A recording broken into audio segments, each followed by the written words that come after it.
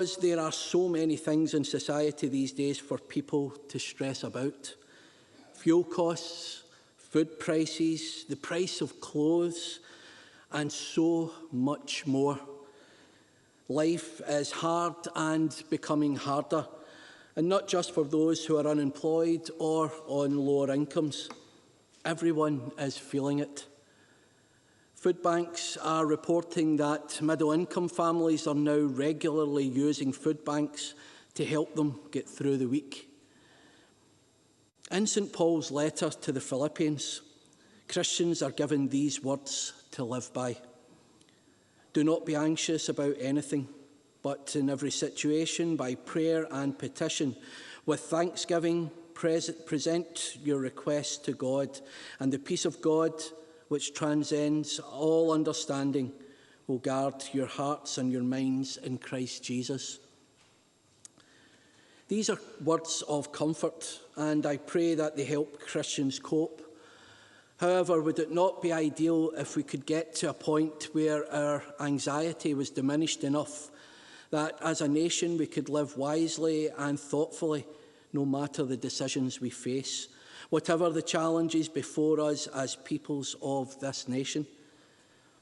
Strong, wise and compassionate leadership at times such as we're all experiencing right now is essential. The leadership displayed by Jesus embodies the forms of leadership that are needed in difficult times.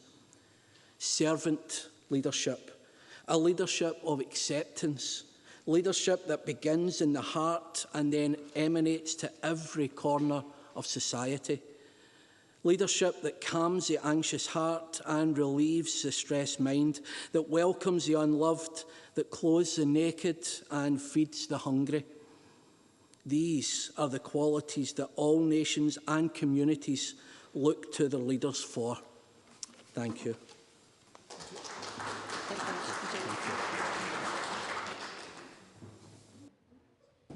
Thank you. The next item of business is topical questions, and I would advise that if a member wishes to request a supplementary question, they should press the request to speak button during the relevant question or enter the letters RTS in the chat function during the relevant question. Again, short questions and succinct answers would be appreciated to get as many members in as possible. I call question number 1, Maurice Golden. Thank you, Deputy Presiding Officer. To ask the Scottish Government whether it will provide an update on the deposit return scheme in light of the First Minister recently stating that he was actively looking at options around the scheme and that he was taking advice. Minister Lorna Slater. Delivering a deposit return scheme is an important part of our environmental ambitions, and we remain committed to the scheme. However, we continue to need a decision from the UK Government on an exclusion for the scheme from the Internal Market Act. The First Minister and I have also been clear over the last few weeks that we want more to be done to support small businesses to be part of our deposit return scheme. This includes looking at options to address their concerns, with a view to identifying solutions that are fair, legal, simple, and allow this important scheme to go ahead. The First Minister will provide an update on the Scottish Government's priorities for Scotland this afternoon, including the deposit return scheme. Maurice Golden.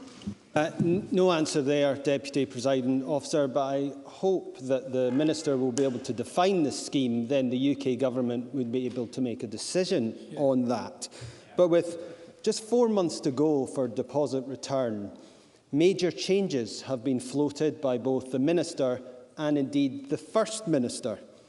Yet, we don't have any clarity on what they are as we stand here today. So let's get a very easy question for the Minister, who has proposed changes around small producers. What is the definition of a small producer?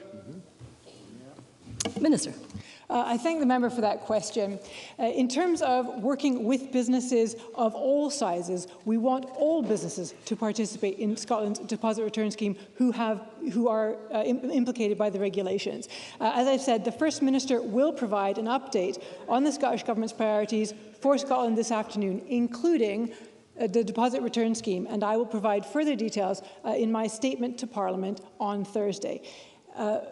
As the First Minister and I have previously been clear that we want more to be done to support small businesses to be part of our deposit return scheme, and we continue to assess the options. Maurice Golden. No definition, no understanding of the difference between a small producer and a small business, clearly, and it's no wonder that this scheme is facing such severe problems. But there's more.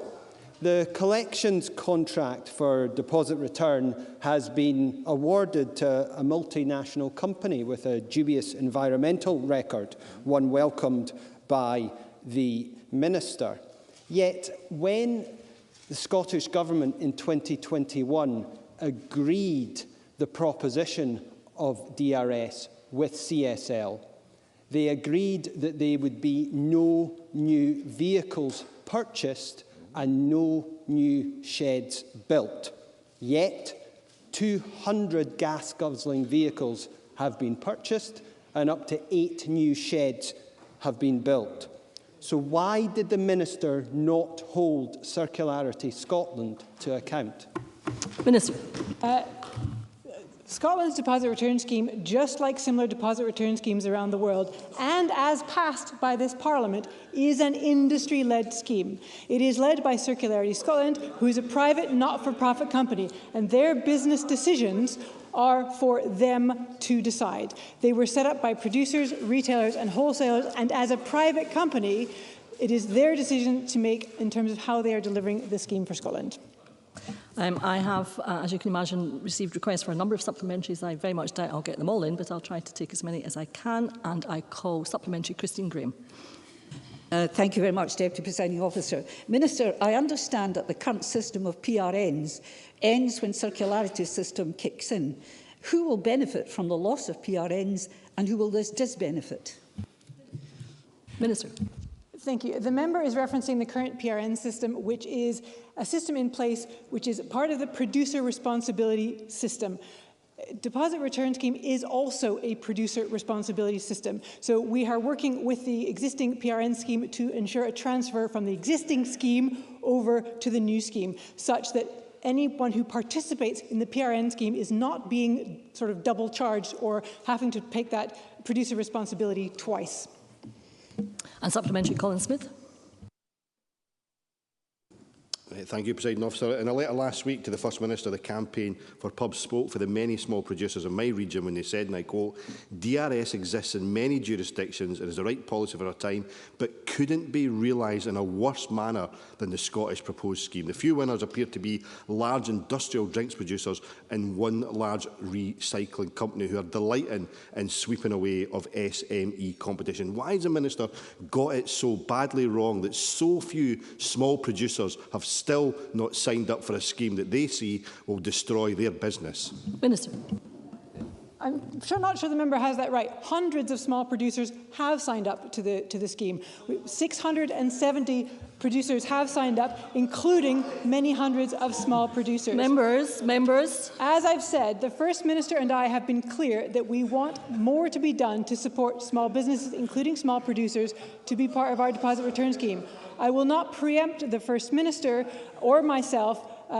The First Minister will provide an update to the Scottish Government's priorities this afternoon, and I will provide further details in my statement to Parliament on Thursday. Supplementary Liam MacArthur. Thank you. Does the Minister not recognise that the succession of changes and many U-turns that have been made by the Scottish Government on this proposal, as Colin Smith suggested, undermined any prospect of the Government delivering a scheme that has been successfully in operation in countries around the world, but which the Scottish Government has made an absolute shambles of? Does she realise the damage that this is costing to businesses across the country? Minister. I don't agree with the characterisation that the member has put towards the scheme. There have been no U-turns. We have been committed to this scheme from the start.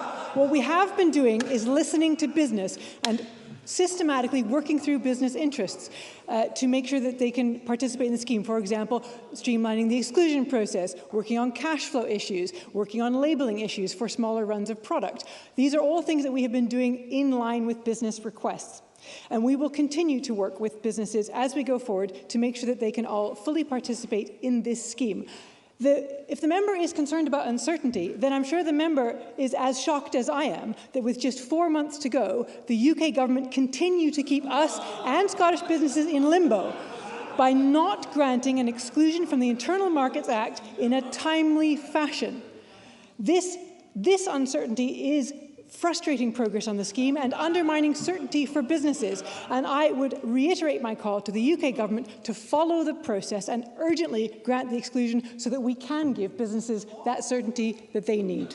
Supplementary, Liam Kerr. According to Circularity Scotland's branding and communications plan, we should be 2 months into the consumer campaign ramp-up for DRS. Yep. So, Minister, precisely what has been produced? Has the campaign actually started? And if so, is it on track? Minister. The beginning of the communications plan for the Scottish Deposit Return Scheme is to ensure that businesses understand what they need to do.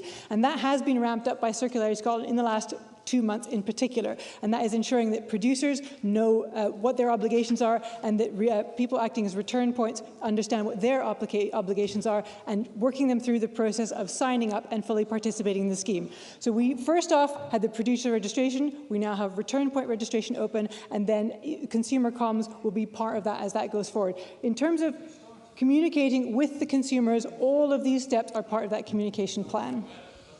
A supplementary, Fergus Ewing.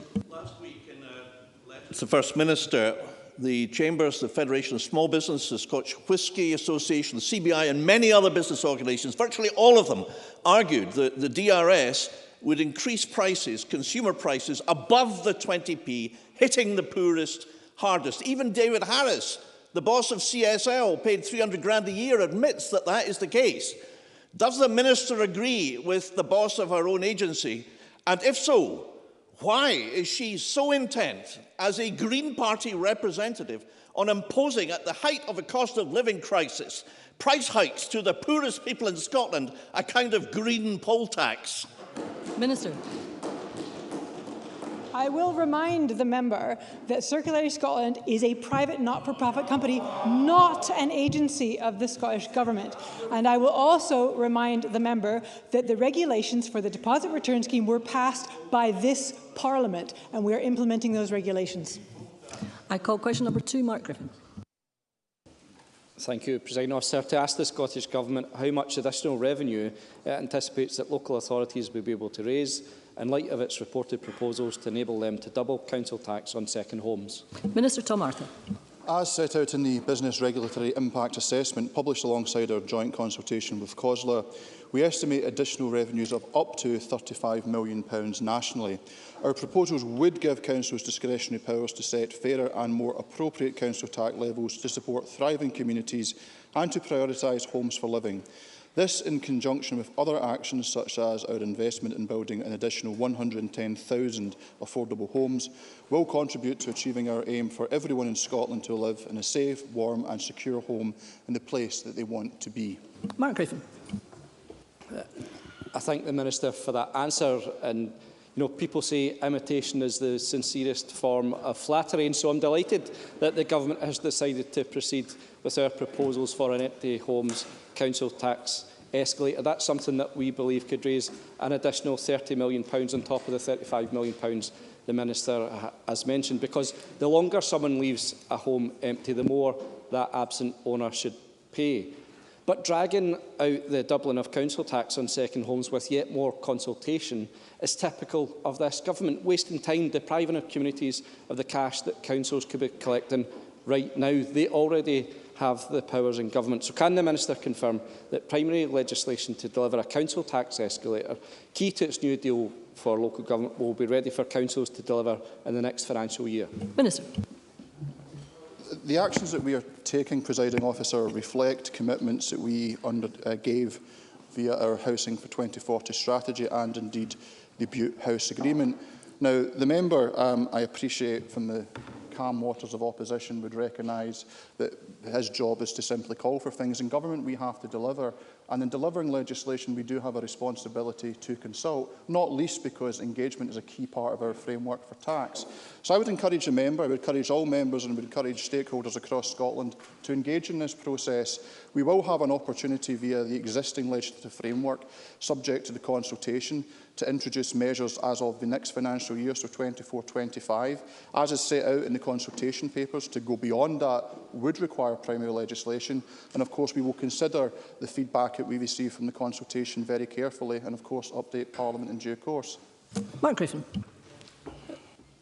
Presiding Officer, in his announcement yesterday, the First Minister said these powers will help free up housing, and that's absolutely an ambition we share, because we need to use the stock that we have and we need to use it in a better way. But missing from that set of proposals were powers for local councils to be able to force the sale or rent of a property, to deliver Labour's £1 home scheme for aspiring homeowners, or even the First Minister's key workers' homes proposals to create a comprehensive package of powers to tackle long-term Could we have a question, please, Mr. Griffin? And homelessness.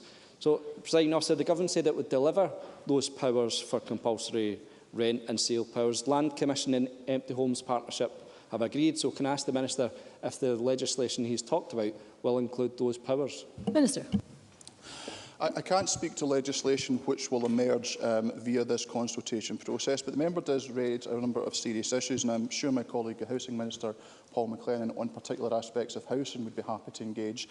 As with regards to the matters around council tax and local taxation more generally, and specifically how it can be used to achieve what I think are shared ambitions around housing, I'm more than happy to engage with the member on the detail during the consultation process and after. But in a spirit of being collegiate and in cooperation, can I welcome the Labour Party support for these Scottish Government proposals? Okay, I have 3 requests for supplementaries. I would like to take all 3, but I would need cooperation from members to have brief questions and succinct answers. Supplementary, Jim Fairley. Thank you, Presiding Officer. Minister, given the clear and pressing issues and lack of local housing in rural locations, particularly in mines in Perthshire, South and Kinrossshire, does the Minister believe that doubling the council levy will be sufficient? And can the Minister also outline what other measures could be implemented to enable local authorities to achieve the policy aims of easing those housing pressures? Minister. The consultation invites views on the scale of council taxes which would be appropriate to apply to second and empty homes. And I'm pleased to say that subject to the consultation outcome, we will be able to charge double rate on second homes from April 2024. But we are certainly interested in views on granting powers for a further than 100% increase in the longer term. This is one of a strand of a raft of measures that we are taking forward to ease housing pressures in rural areas, more of which will be announced in the First Minister's forthcoming statement. Supplementary, Willie Rennie.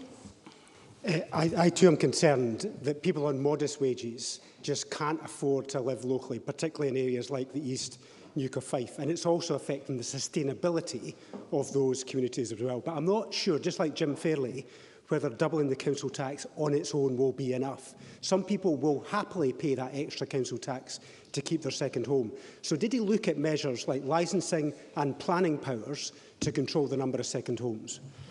Minister. Well, the member will of course be aware of the work that we have undertaking around short-term lets, both through the planning system and licensing. But he does make a point: tax in isolation is not going to necessarily achieve the outcomes that we want to see, but I think it can be an important tool. And what I would say as well is that what we're looking at through this consultation is primarily the issue around council tax for empty homes and for second homes, and in the short term, i.e. from next financial year, being able to double the existing council tax levy. But we're looking to go, what would be a reasonable amount to go beyond that? That would require change via primary legislation.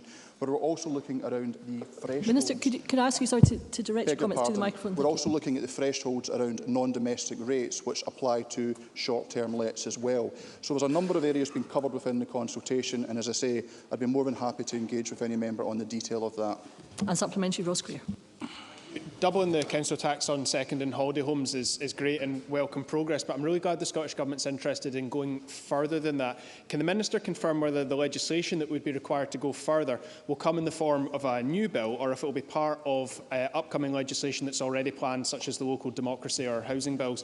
And regardless of which method it takes, in which financial year the Government expects local authorities to have that power to go further than 200%? Minister. Subject to the responses from the consultation, we will take immediate action to the extent possible in secondary legislation to deliver changes in time for the 2024-25 financial year, which will allow for a premium of up to 100% to be charged. Changes to allow councils to charge an excess of 100% premium in council tax on second homes and long-term empty properties would, as I mentioned earlier, require primary legislation, so the outcome of that would be determined upon the parliamentary process. Subject to the various responses that we receive from the consultation, we will assess the different routes to introduce changes, including any planned legislative vehicles such as the Local Democracy Bill. I'd be happy to update Parliament and the member in due course. Thank you, Minister. That concludes topical questions, and we will now move on to the next item of business. And the next item of business is a statement by Humza Yousaf on our priorities for Scotland. The First Minister will take questions at the end of his statement, and so there should be no interventions or interruptions. I call on Humza Yousaf, First Minister, up to 20 minutes, please. Thank you, Presiding Officer. Just a few weeks ago, I couldn't have imagined that I'd be standing here as First Minister, setting out the policy priorities and indeed the defining missions of the government that I lead. Being First Minister is, of course, not without its challenges, it's fair to say, but notwithstanding that, it is, of course, the honour of my life. And in my very first speech to this chamber after the result was announced, I made it clear that the people of Scotland's priorities will, of course, be my priorities too. And I've been clear from the outset that I intend on governing in the interests of the whole of Scotland. And I hope that today's policy prospectus that has been published is a demonstration of that. In setting out our course for the next 3 years, we are acknowledging, as we must, that Scotland faces genuinely difficult challenges.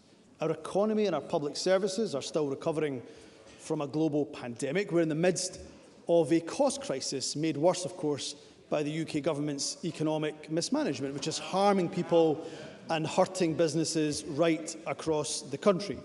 And we need to play our part in addressing the global crises of climate change and indeed nature loss.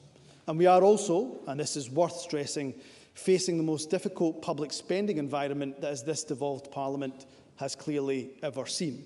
The inflationary shocks created by a hard Brexit, a global pandemic, the war in Ukraine, disastrous decisions taken as part of the UK government's mini-budget, they've all placed great pressure on the public finances.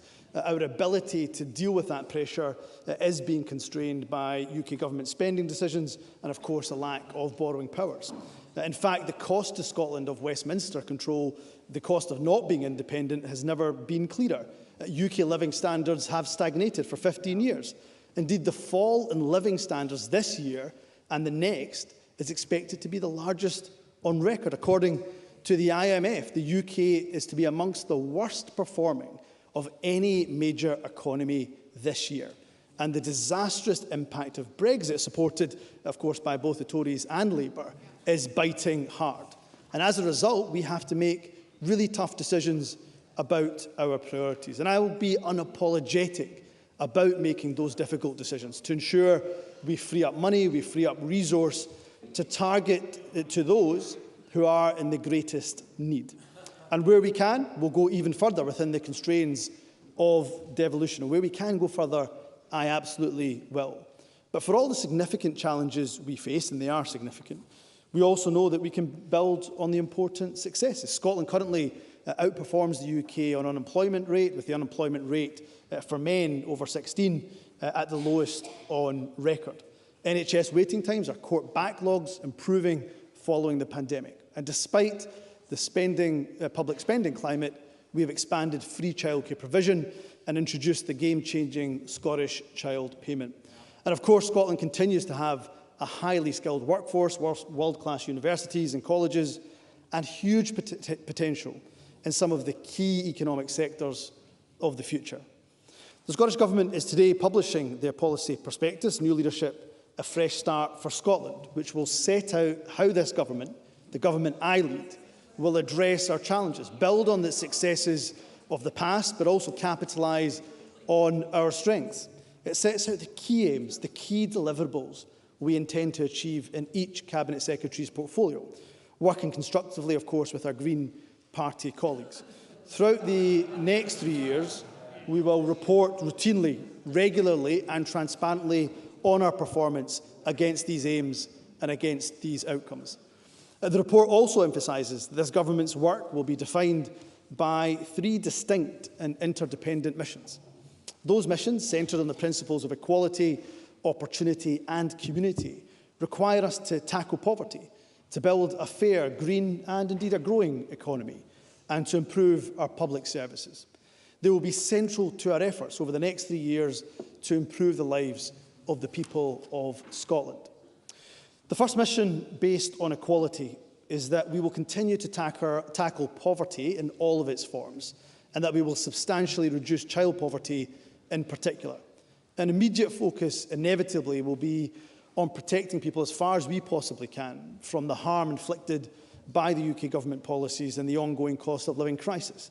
That means that we will often choose to target spending so that it will benefit those who need it the most. That's one reason why the very first action I undertook as First Minister was to increase the Fuel Insecurity Fund to £30 million. Over the next 3 years, we'll also invest a further £1.3 billion in the Scottish Child Payment. We will further develop our social security system and ensure it continues to treat people with dignity, with fairness and respect. We will expand the provision of free school meals. We'll reduce the number of children who go into care. We'll keep our promise to those who are care experienced. And we'll work to ensure that drug deaths reduce over the next 3 years. And we recognise just how crucial housing is to our aspirations of a fairer country. We'll continue to work with local government to reduce the number of people living in temporary accommodation, and subject, of course, to the will of this Parliament, we will legislate to secure a new deal for tenants and to introduce duties to prevent homelessness. We will invest to make homes and buildings greener, and we will continue to deliver affordable homes, the majority of which will be for social rent in all parts of our country. We'll also publish an action plan for housing in remote, rural and island areas. I can confirm today that this plan will include up to £25 million from our affordable homes budget to allow suitable properties, including empty homes, to be purchased or indeed long leased and turned into affordable homes for key workers and others. We'll also engage with the public to explore how best we can use our existing taxation powers to deliver the most progressive taxation system in the UK and achieve the government's 3 missions which I talked to today. Scotland is a wealthy country, but that wealth is not distributed evenly. To tackle poverty, we need to be even bolder on taxation and the redistribution of wealth. That is why I will convene an anti-poverty summit, inviting experts, academics, anti-poverty campaigners, those with lived experience. I'll also invite, of course, opposition colleagues, as I believe tackling poverty is a shared priority for us all. We'll continue to support equality, inclusion and human rights too. We will implement more of the recommendations of the National Advisory Council on Women and Girls. Presiding Officer, I take great pride in being the First Minister from an ethnic minority background. I know my rights are very much interdependent on the rights of others. The government I lead will not only protect the rights of minorities where possible, we will also advance them, particularly for those that are the most marginalised in our society.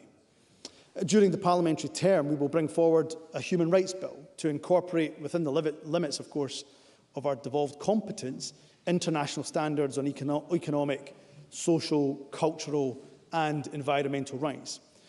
That is, of course, in stark contrast, I should say, to a UK government that pursues divisive immigration policies. It risks denying sanctuary to people during their hour of need.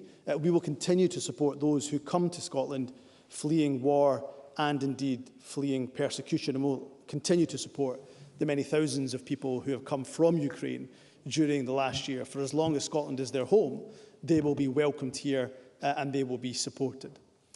Presiding Officer, through these actions and many more, we will make significant progress towards making Scotland a fairer country during the next 3 years. However, we know that our ambition to make Scotland fairer must go hand in hand with our work to make Scotland more prosperous.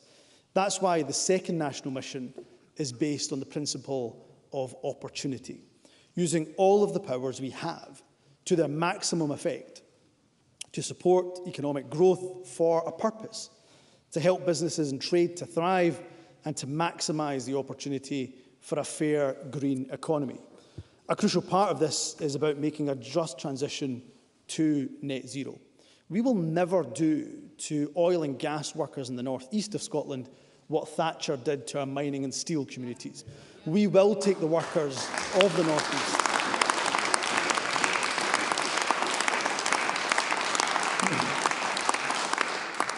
We will take the workers of the north east and indeed the whole of Scotland with us on our just transition journey. We will harness the huge potential of the green economy in Scotland. The ScotWind programme on its own, for example, offers the potential of £28 billion of supply chain work based in Scotland. Our renewable energy resources will also help us to develop a new hydrogen sector, which is why a focus for the next 3 years is to lay the foundations for a hydrogen supply chain in Scotland. Excuse me. We will also continue to support innovation and entrepreneurship. Through policies such as our investment in new tech scaler hubs, we hope to make Scotland one of the leading nations in Europe for business startups. We will also develop centres of excellence for sectors such as green technologies, health and life sciences, digital industry and advanced manufacturing. And as we do this, we will seek to support economic growth and ensure that wealth is far more evenly distributed. So we will continue to invest in skills so that people are able to take advantage of new opportunities. We'll encourage growth in every part of Scotland by working with local and regional partners.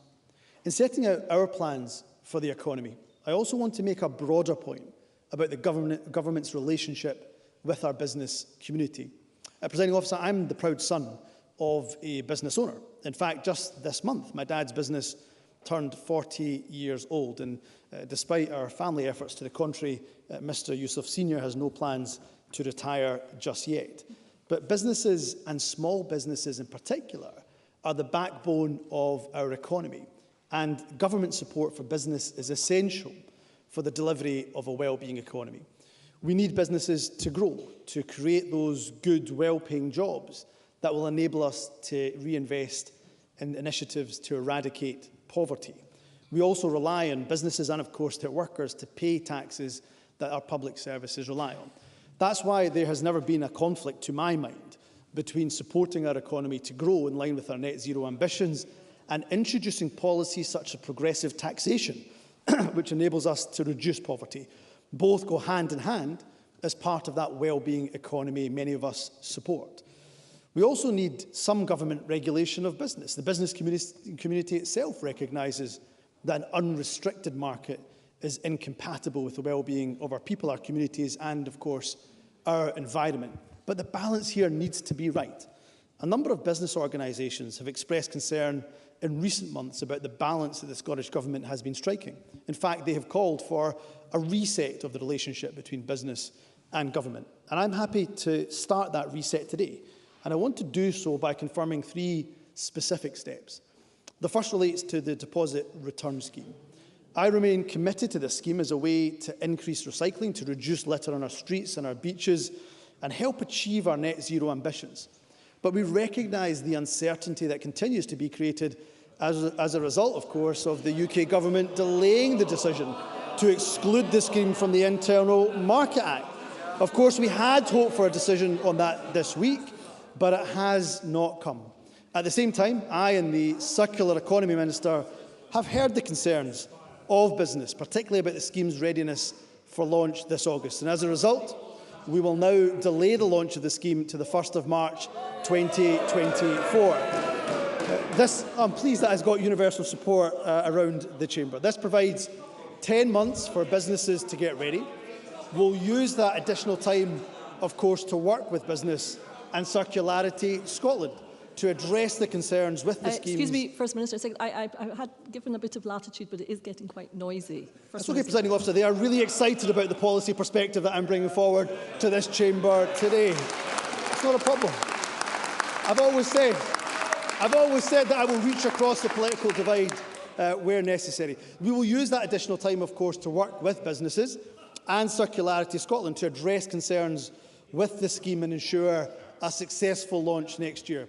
We've also developed a package of measures to simplify and de-risk the scheme and to support small businesses and hospitality in particular.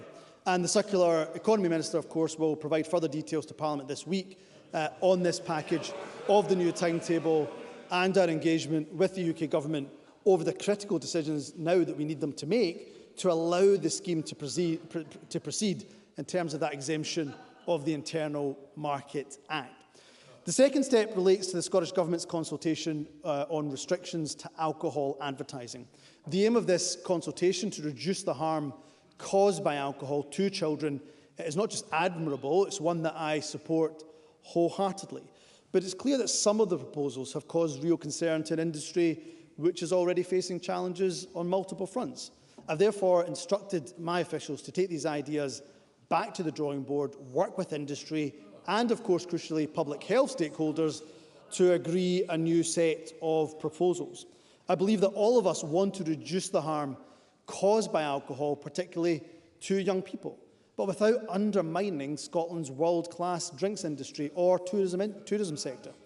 I'm hopeful that by taking a fresh look at this issue, we can find a way forward which achieves both of these crucial aims.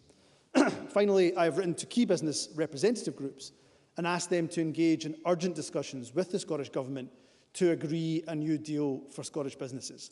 These discussions will be chaired jointly by the Cabinet Secretary for the Wellbeing Economy and a representative of the business sector. The discussions will explore, amongst other things, how government can better support our businesses and communities using the policy levers we do have, including non-domestic rates. I've asked the co-chairs to report back to me with initial thoughts this summer. These three steps with I trust, will be welcomed individually by Scotland's business community, but I hope that collectively they also send a broader signal about this government's approach to business. This government knows that Scotland can only be successful if our businesses are successful. And so as First Minister, my door will always be open to you. We might not always agree, but I will always give you a fair hearing, and I will seek to address your concerns wherever possible. All three of the missions that I'm setting out today depend on the thriving business sector in Scotland. So the government I lead will do everything we can to help you to prosper. The third and last of our missions, which is based on community, is to focus on the delivery of key public services. For example, the NHS and social care, schools and childcare, the police and justice, and public transport. The NHS in the last 3 years has faced the greatest challenge in its 74-year existence. Its staff have performed magnificently in the face of the pandemic. We will invest in the NHS to help it recover from the pandemic so that over the next 3 years, waiting lists will fall. The outcomes for cancer treatment will improve. We'll continue to support primary care. We'll invest more in general practice, particularly in the most disadvantaged areas of the country. We will also improve mental health and welfare support. We'll secure better access to NHS dentistry. We're also committed to improving social care services and reducing delayed discharge. I know well the workforce challenges that the adult social care sector in particular faces. That is why I will commit to a timetable that sets out how this government will get to £10 an hour for adult social care workers. While we're not able to afford to do this absolutely immediately, I want to send a signal to the sector that we are absolutely serious about improving pay, about improving terms and conditions for those who care for our most vulnerable. And a key way of improving consistency of care is, of course, through the National Care Service, in a way that commands consensus amongst our key partners, including trade unions, including local government. Yesterday, I confirmed we would ask and seek from Parliament an extension to the scrutiny process for the legislation that will help us to build that consensus. The aim of the National Care Service legislation, ensuring that consistently high standard of care right across the country, is one which attracts wide support. My hope is that by taking slightly more time to agree a way forward, we can ensure that we agree and achieve that aim. We'll also continue to ensure that staff in our health and care services are valued and that they're fairly paid. As things stand, Scotland is the only part of the UK where no NHS worker has gone on strike during the last year. That's something I'm proud of and I'm grateful for. The Scottish Government will soon enter into talks with junior doctors in the hope of arriving at a fair settlement for them. And as well as supporting our NHS and care services, we'll also continue to invest in other key public services. In the justice system, the backlog of court cases caused by the pandemic is already decreasing. It will continue to fall during the next 3 years. We'll continue to implement important improvements in our justice system, such as better handling of cases involving sexual offences. We will improve childcare for school-aged children. I'll accelerate the expansion of childcare for 1- and 2-year-olds. We'll continue to focus on closing the poverty-related attainment gap in schools while raising the attainment for all. We'll improve experiences and outcomes for children, for young people and their families who use and need that additional support for learning. And as part of our efforts to improve school education, we'll increase the availability of internationally comparable data on Scotland's educational performance. Scotland already participates in the widely respected PISA studies. We will also now apply to rejoin 2 major international statistics systems, Trends in International Maths and Science and Progress in International Reading Literacy. We'll also make our public transport system more accessible. We'll make it more available. We'll make it more affordable. And as an important part of that, I can confirm today that the 6-month pilot to remove peak time fares from ScotRail will start in October of this year. The evidence of this pilot and a wider fair fares review will allow us to bring forward further targeted measures from next year onwards to ensure that the cost of transport are more fairly shared. And as part of that commitment to active travel, we'll also ensure our investment to deliver more places where people can walk, where they can wheel and cycle safely for day-to-day journeys increases. We'll double the charge point network for electric vehicles to at least 6,000 and increase the number of zero-emission buses on Scotland's roads. We'll deliver 6 new major vessels to serve Scotland's ferry network. The final point that I want to highlight here is that local government is a vital partner in delivering the services that all of us rely on. We intend to agree and implement a new deal for local government to help us to work together more effectively. Part of that is about giving local authorities far more discretion on sources of funding. As we have previously confirmed, subject to Parliament's approval, we will legislate to give councils the power to apply a local visitor levy on overnight stays. And as we launched a consultation yesterday on measures which will give local authorities additional powers to increase the rate of council tax in second and empty properties. The consultation also seeks views on altering the threshold for self-catering accommodation to qualify for non-domestic rates. The consultation has come about as a result of effective joint working between the Scottish Government and local government, and I hope it demonstrates to local authorities that we see them as an essential partner in helping to achieve our ambitions for Scotland in years to come. In conclusion, Presiding Officer, when I was elected as party leader, I promised that I would never pretend that government is easy. It is not.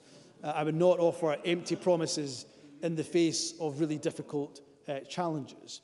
The document we're publishing today sets out our determination to honour that commitment. It is built on the idea of working in partnership with business, with trade unions, with local government, with our third sector, and of course our Green colleagues in government. It recognises the financial constraints we operate under. It's realistic about the social, the economic, the environmental challenges we face.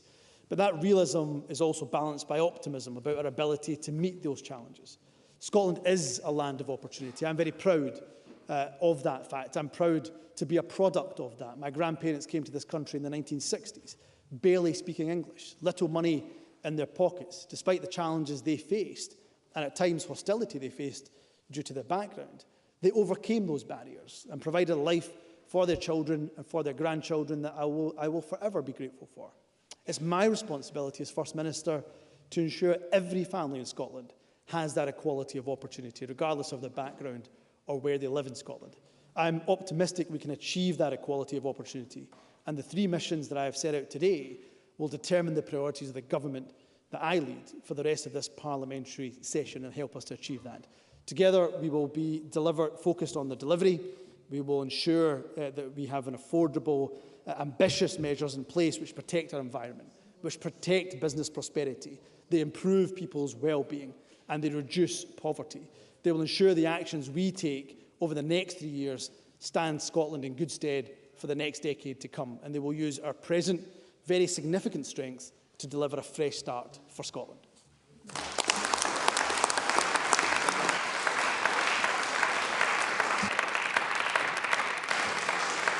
Thank you.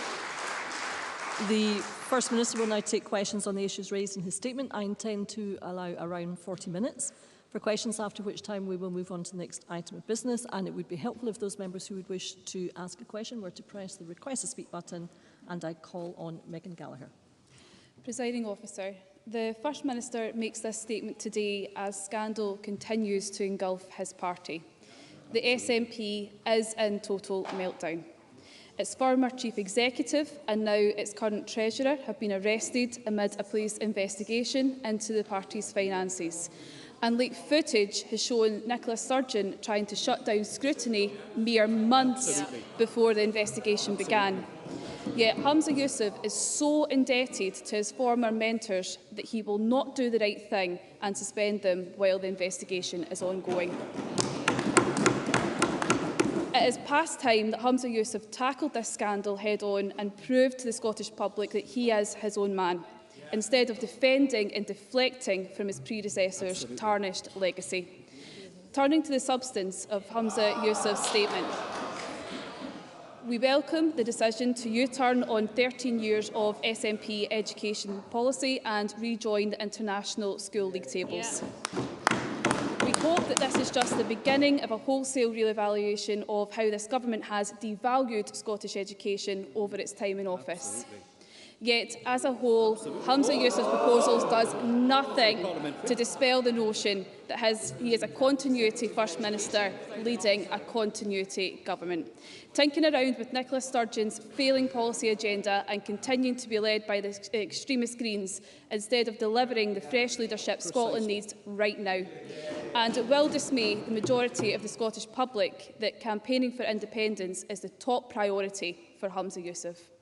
At a time when Scotland needs national leadership focused on tackling the big challenges we all face, a global cost of living crisis, an NHS on its knees, thanks to this First Minister, and a sluggish economy, we have a nationalist leader continuing to appeal to his hopelessly divided party. So can I ask the First Minister on the commitments he makes in his threadbare document whether anyone seriously believes that this government will close the attainment gap by the end of this Parliament? Secondly, on the deposit return scheme. We welcome the delay, which is a humiliation for the Green Minister, Lorna Slater, but can the First Minister promise this Scottish Government will engage with businesses on the deposit return scheme, which they have failed to do so far? And finally, given the scandal engulfing his party, can the First Minister tell me whether the SNP remains in debt to Peter Murrell and when it intends to repay that loan? First Minister, I'm going to ask you to respond to the questions within your First Ministerial responsibilities. Thank you. Yeah, indeed. Can I talk about the issues which I think are of importance to this people of Scotland? And what I would say to Megan Gallagher is awfully brave to talk about a global cost of living crisis. We're dealing with a Tory Westminster cost of living crisis. That is why the most recent IMF projections project that the UK government, in fact, an outlier, the lowest growth of any G7 economy.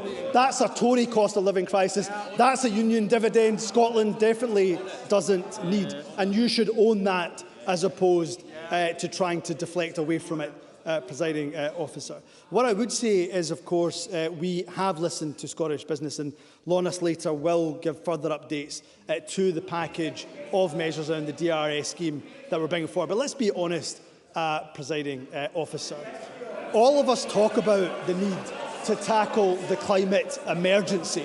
First Minister, excuse me a second. We need to hear the First Minister respond to the questions that Ms Gallagher raised. First Minister. We are the ones who not only talk the talk, we are prepared to walk the walk.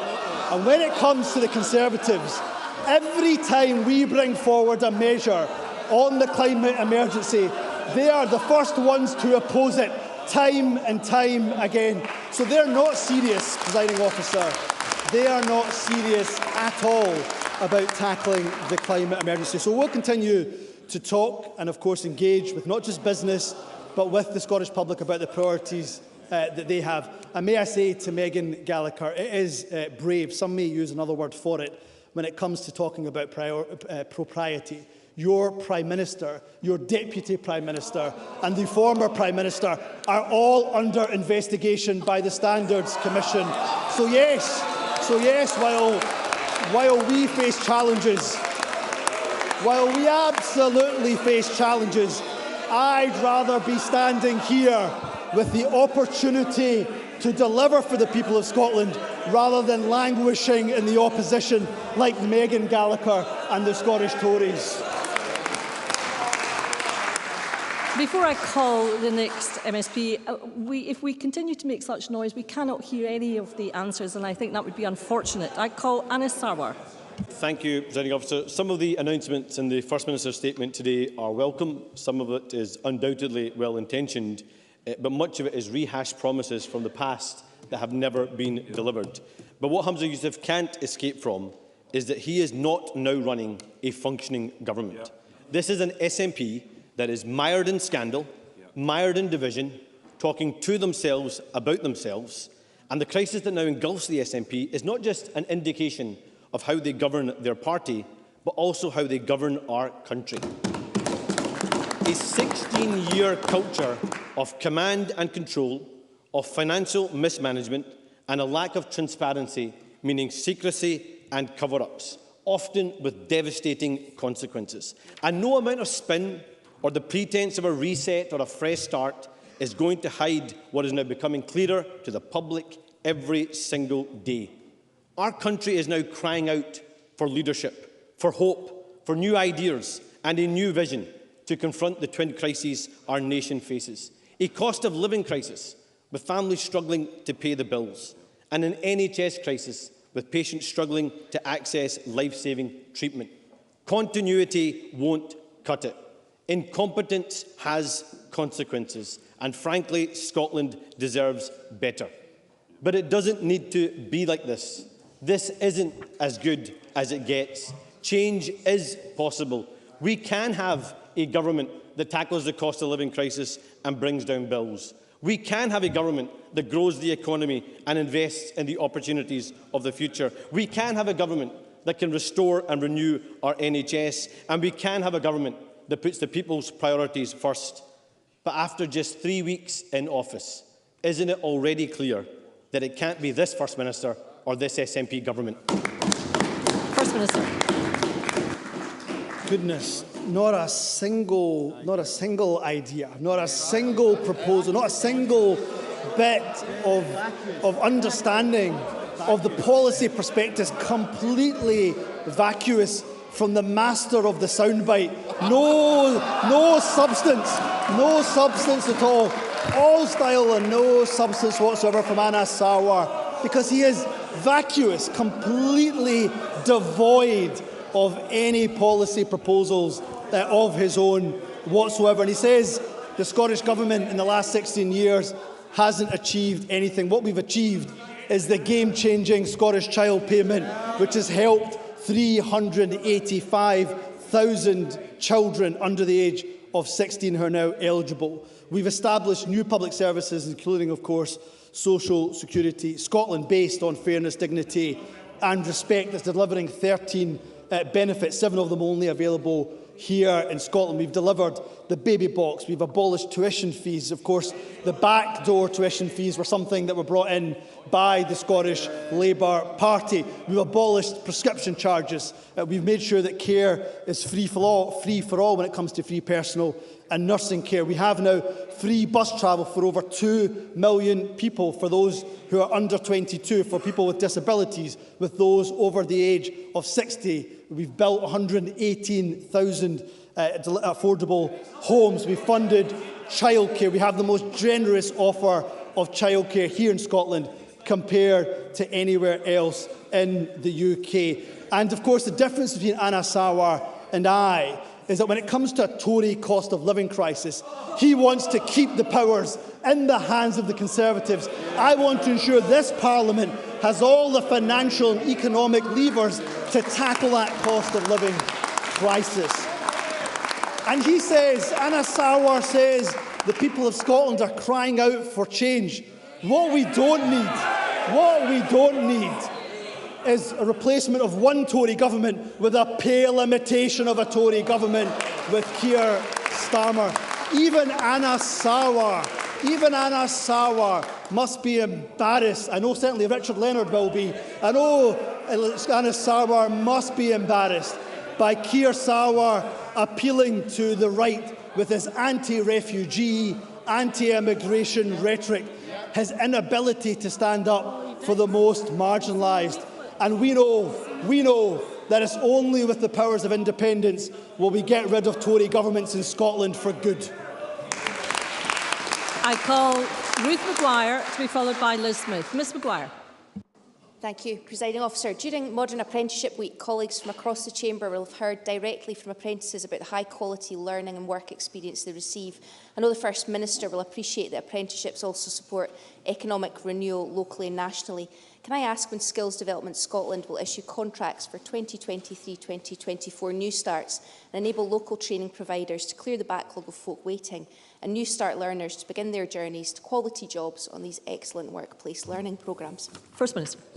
Can I thank Ruth Maguire for this question? Can I also pay credit to her? She has raised this issue, I know, on a number of occasions. Modern apprentices are, of course, a vital resource for employers to invest in their workforce. And I think all of us have seen that in our own home constituencies. Investing in skills across people's lifetimes is critical to our future productivity and delivering a fair, green and growing economy. My priority is for high-quality apprenticeships that provide sustainable jobs and careers supporting our transition to net zero. I can say that SDS have already issued contracts for the 39,000 modern apprentices currently in training and expect SDS to finalise contracts for new modern apprentices starts in the next few days.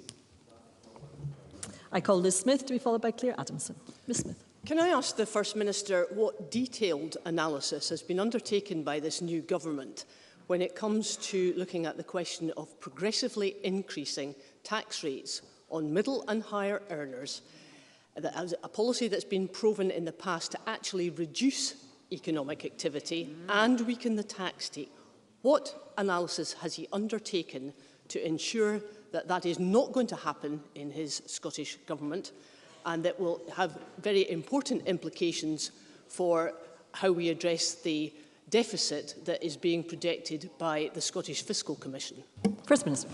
I can say, of course, that detailed analysis is undertaken whenever we make tax changes. And I completely understand the point that Liz Smith is raising around, for example, tax divergence. That is an important factor in that analysis. But I am unapologetic in saying that I believe that those who earn the most, like Liz Smith and I and members of this Parliament, we should pay more. We earn more, and therefore we should pay more. I can hear Sue Webber disagreeing with that, but I think, of course, Sue Webber was the MSP that privately said that NHS workers should take a 20% pay cut, of course, in a scheme that she described as salary sacrifice. So I'm not sure I'm going to take financial advice from Sue Webber. What I would say is that our progressive taxation, our policy of progressive taxation that was announced in the budget by the former Deputy First Minister, that's allowed us to pay or to invest £1 billion extra in our NHS. So detailed analysis is undertaken. Of course, if I did listen to Liz Smith, indeed, if I listened to Douglas Ross, what we would have done, what she asked us to do, was replicate those disastrous tax cuts to the wealthy that Liz Truss and Kwasi Kwarteng brought forward. That would have meant, instead of having £1 billion extra to spend, our budget would have been cut by $500 million. That's why I'm not sure I'll take economic literacy advice from the Conservatives. I call Claire Adamson to be followed by Apollo Kane. Ms Adamson. Thank you, Presiding Officer. First Minister, Scotland can be proud of its global reputation as an open and outward-looking country. The recent Tartan Week in New York is an incredible celebration of our nation on the world stage, which makes James Cleverly's latest intervention on overseas meetings seem all the more insecure and desperate. Scottish ministers have a clear responsibility to promote Scotland internationally.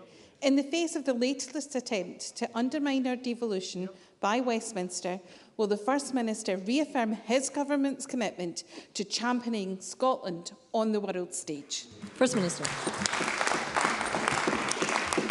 Absolutely. And of course, the Scottish Conservatives never even wanted the creation of this Scottish Parliament. So it's hardly a surprise that they are chipping away to try to undermine devolution every chance that they get. And I can absolutely reaffirm my intention and the government that I lead, our intention, to promote Scotland on the world stage. The UK government continues to deny the mandate from the people for a referendum on independence and encroach on devolution. And since Brexit, we've seen 9 breaches of the Sewell Convention, the imposition of the Internal Market Act, the veto of this Parliament's legislation passed by a majority on gender recognition, and the threat to give UK ministers powers to amend or scrap vital EU law in devolved areas. Our international and external engagement, often done in very good collaboration with UK embassies right across the world, is to the benefit of our Scottish food and drink industry, to our tourism sector, to our excellent higher education and further education sectors. It's often to the benefit of life science and technology sectors, to our renewable sector. And when I think of that excellent, transformative, life-saving work done by our international development teams and our people-to-people relationship with Malawi, why on earth would the UK government want to try to put a stop to that? Well, we know why, because they are hell-bent on undermining devolution. While I'm First Minister, I'll do everything I possibly can to stop them from doing that. I call Paul O'Kane to be followed by Evelyn Tweed. Mr O'Kane. Thank you, Presiding Officer. Hundreds of Scots are struggling more than ever, and they need this government focused on their priorities. Child poverty has remained at 24% for the entire time the SNP has been in government, and severe child poverty has been rising. The First Minister has been a member of the Scottish Government for over a decade, and in various guises, he has failed to use the powers of this Parliament effectively to address the rising levels of very deep poverty. Presiding Officer, the First Minister has defined himself as a continuity candidate. Ain't that the truth? Isn't this prospectus just more of the same? Where are the new financial measures? How much of this is new money? How much of his £1.3 billion for the child payment is new money? Isn't it clear that Scotland needs more than just a summit on poverty? It needs action. Doesn't he realise that continuity won't cut it? First Minister. You see that got a rapturous response from his own backbenchers, Presiding Officer, and quite rightly so, because what was the first action I took when I was First Minister? I didn't just make sure we doubled the Fuel Insecurity Fund, I made sure we tripled it. I made sure we invested £25 million additional funding for our just transition in the North East, because I'm going to take the workers of the North East with us on that just transition journey. I made sure we invested, announced £15 million for school-aged childcare, targeted towards the lowest income households in the country. I made sure there was additional money for deep-end surgeries. Those are the GP surgeries that are located in the areas of highest deprivation. That's where my focus is, and that's where the focus of this government is. And what I would say to Paul O'Kane, where he and I don't differ, is that there is a need to make sure we go further in reducing and tackling child poverty. But let's not forget, we are doing that with one hand tied behind our back. And unfortunately, he wants to keep that hand tied behind our back because the financial levers, the levers over employment, the levers over the economy, the substantial levers are still held by a Conservative government. But where we do have powers, we must go further. I'm absolutely happy to commit that when it comes to taxation, when it comes to, for example, how we redistribute wealth more evenly, then I'm committed to doing that. And that's why in that anti-poverty summit that he dismisses, I've made sure that we invite the opposition, parties from the opposition. I hope he won't dismiss that invitation. I hope he and indeed Anas Sarwar will come to that summit, because where there are genuinely good ideas, I will make sure that we as a government listen to them and progress them together. I call Evelyn Tweed to be followed by Alex Cole-Hamilton. Ms Tweed. Thank you, Presiding Officer. To ask the First Minister how Scottish Government policies will account for the needs of and challenges faced by rural and island communities. First Minister. There's no doubt that opportunity, equality, community, those three driving missions, they're vital to everyone, no matter where you live, whether that's in rural, island or indeed urban Scotland. Everybody will benefit from the actions that are taken to tackle poverty and cope with the cost of living crisis and support and strengthen our vital public services. We will ensure we take a tailored approach, taking full account of regional circumstances, working closely with our partners in rural and island areas. For example, I'm focused on housing in rural areas. Through that announcement I've already made, the £25 million fund for affordable homes for those who need it, including key workers. We're consulting on giving councils powers on council tax, to raise council tax on second and long-term empty properties. That will help many parts of Scotland, but we know particularly our rural and island communities. And we'll also publish a rural delivery plan setting out actions that this government is taking to support our rural and island communities. I call Alex Cole-Hamilton to be followed by Fergus Ewing. Mr Cole-Hamilton. Thank you very much, Presiding Officer. Presiding Officer, everyone, including those SNP backbenchers otherwise engaged today, knows that this First Minister's relaunch has been utterly torpedoed. And while he is focused on the turmoil within his own party, NHS waiting times are still being missed, more ferries are breaking down, and record amounts of sewage are being dumped into Scotland's rivers. This is a government in total paralysis. And for those reasonable-minded people finally rethinking their support for the SNP, there is an alternative, because Scottish Liberal Democrats will be part of the change that is coming. There is a nervous laughter, Presiding Officer, coming from these benches, but they know it's true. They know their vote is slipping away from them. I can't actually hear Mr Cole-Hamilton's question. Can we have Mr Cole-Hamilton, please? I'm surprised you can hear me over the sound of CVs being frantically updated from the government benches. So I'd like to ask the First Minister, if I may, Presiding Officer, when he was Health Secretary, Humza Yousaf personally promised to clear down the atrocious mental health waiting list by this March 2023. That came and went. It was an utter failure. So can I ask, how many more years will it be before people are treated on time? First Minister. Can I say that yesterday I had the great pleasure of visiting street soccer, the Change Centre in Dundee, and they managed to rope me into a game of 6-a-sides with the excellent folk that are involved in engaging with street soccer. Made me think in that game of 6-a-sides, Alex Cole-Hamilton as Liberal Democrats couldn't even field a team with the 4 Liberal Democrat MSPs that they have. So when he talks about was getting defence from his Conservative colleagues. There's a surprise. They're former coalition partners. So I'd be careful of boasting with too much confidence about the support that Alex Cole-Hamilton and the Liberal Democrats have here in Scotland. What I would say to Alex Cole-Hamilton is that the government is absolutely focused. It is one of our significant priorities, of course, to tackle those long waits and far too long waits in regards to mental health, and CAMHS in particular. And we are making progress. Overall, CAMHS waiting lists have decreased by over 9% since the last quarter. That's a reduction of 777. In terms of children waiting over 18 weeks, that has decreased by over 30% since the last quarter. Children waiting over 52 weeks decreased by over 40% since the last quarter. And importantly and crucially, the number of children that are starting treatment from CAMHS in this quarter is the highest on record. So we're seeing more and more young people. But that's not to take away from the very important points that Alex Cole-Hamilton does raise. And we're committed to increasing the workforce within CAMHS, and we've seen that workforce continue to increase. But I take his points about mental health very seriously, and this government will be focused on that challenge. I call Fergus Ewing to be followed by Rachel Hamilton. Mr Ewing. Thank you, Presiding Officer. At the SNP leadership hustings hosted by the excellent Inverness Courier and Highland News Media Group, the First Minister was asked whether he supported the dualling of the A9 from Perth to Inverness in toto and the dualling of the A96 from Inverness to Aldern, including the Nairn bypass. The First Minister gave very welcome commitments, welcome because they were entirely unequivocal. This will happen, and First Minister, you said, and I very much welcome it, the capital will be found. Therefore, can I ask, when this excellent news will be the subject of a detailed ministerial statement, and given we've been treading water for 2 years, will this be before the summer recess? First Minister.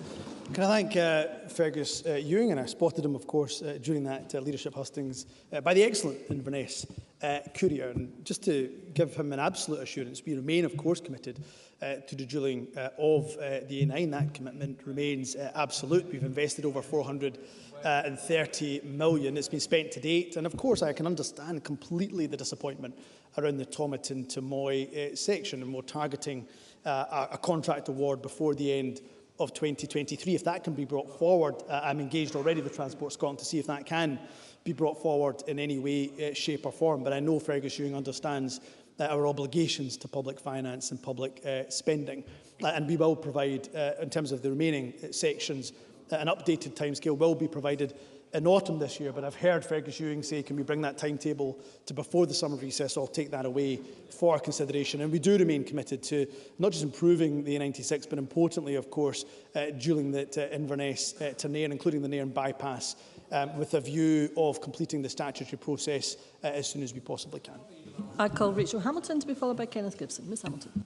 Presiding Officer, this government's reckless plan to ban fishing in large parts of Scotland's seas have been conveniently omitted from today's statement.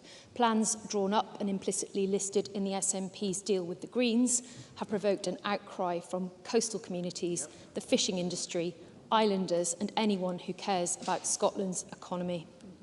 Meanwhile, Scotland's farmers remain in the dark over SNP plans for future funding, despite rolling tractors on the Parliament's lawn just a few months ago. Details thin as gruel, this latest policy prospectus is more of the same from a government who remains out of touch with the priorities of rural Scotland. No mention of farming, no mention of fishing, no mention of agriculture, and one mention of rural, presiding officer. Will the First Minister listen to rural and coastal communities and drop the reckless HMPA proposals, and will he urgently deliver a new agricultural bill that supports rural Scotland? First Minister. This government has an excellent track record when it comes to working with our rural communities, but particularly our farming communities. And Rachel Hamilton can laugh all she wants. What's not a laughing matter is the hard Brexit that her party have imposed, which has harmed rural Scotland up and down the country. And what I would say around the important issue of highly protected marine areas, I have heard and I have listened to the concern, and we will listen to the concern of our coastal, our island, our fishing communities. The consultation, of course, did close yesterday. No criteria, no site selection has been made. We will analyse the consultation, but having spoken this morning to Marie McCallan, she will and we will as a government engage with those coastal communities, with those fishing communities to hear on them. A very basic principle that we have always operated by, and I continue to reaffirm and confirm today, is that we are not going to impose these policies on communities that don't want them. So we'll work constructively with them.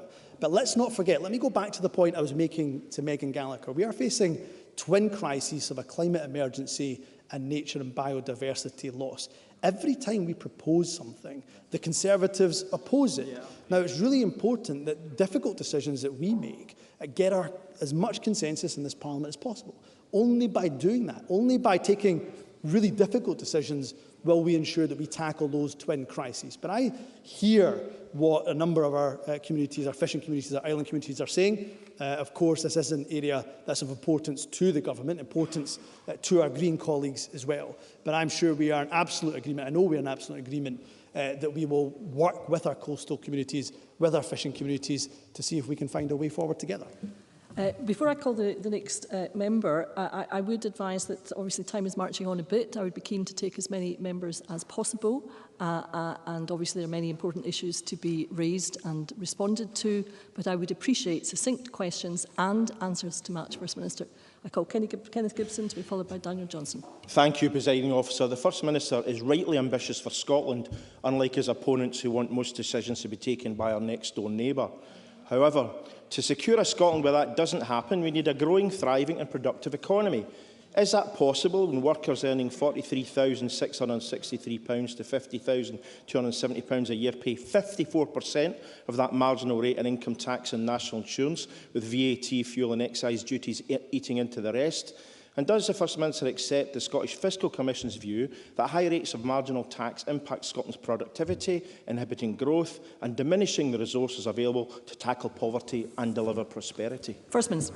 Well, Kenny Gibson, of course, raises an exceptionally important point, and I know why the groaning was coming from the Conservatives, because they, of course, unfortunately, are the ones who are in charge of the economic and majority of the economic and financial levers. The disappointment doesn't come from the Conservatives, because I expect them to moan and groan about any time somebody who is wealthy has to pay more. My concern is more with the Labour Party, who want to keep those financial levers and those fiscal levers in the hands of the Conservatives, something I can't understand. So, yes, we will continue to work with business where we can. We will continue, and I will continue to ensure not only do we bring forward progressive taxation, but where possible ensure that we can distribute and redistribute the wealth that Scotland has more evenly. And going back to the point I was raising to Liz Smith, of course we will always ensure that there's robust analysis behind any of the spend and indeed tax decisions that we make. But my goodness, it would be so much more of an easier task if we had those full powers of independence, so we had the levers in our hands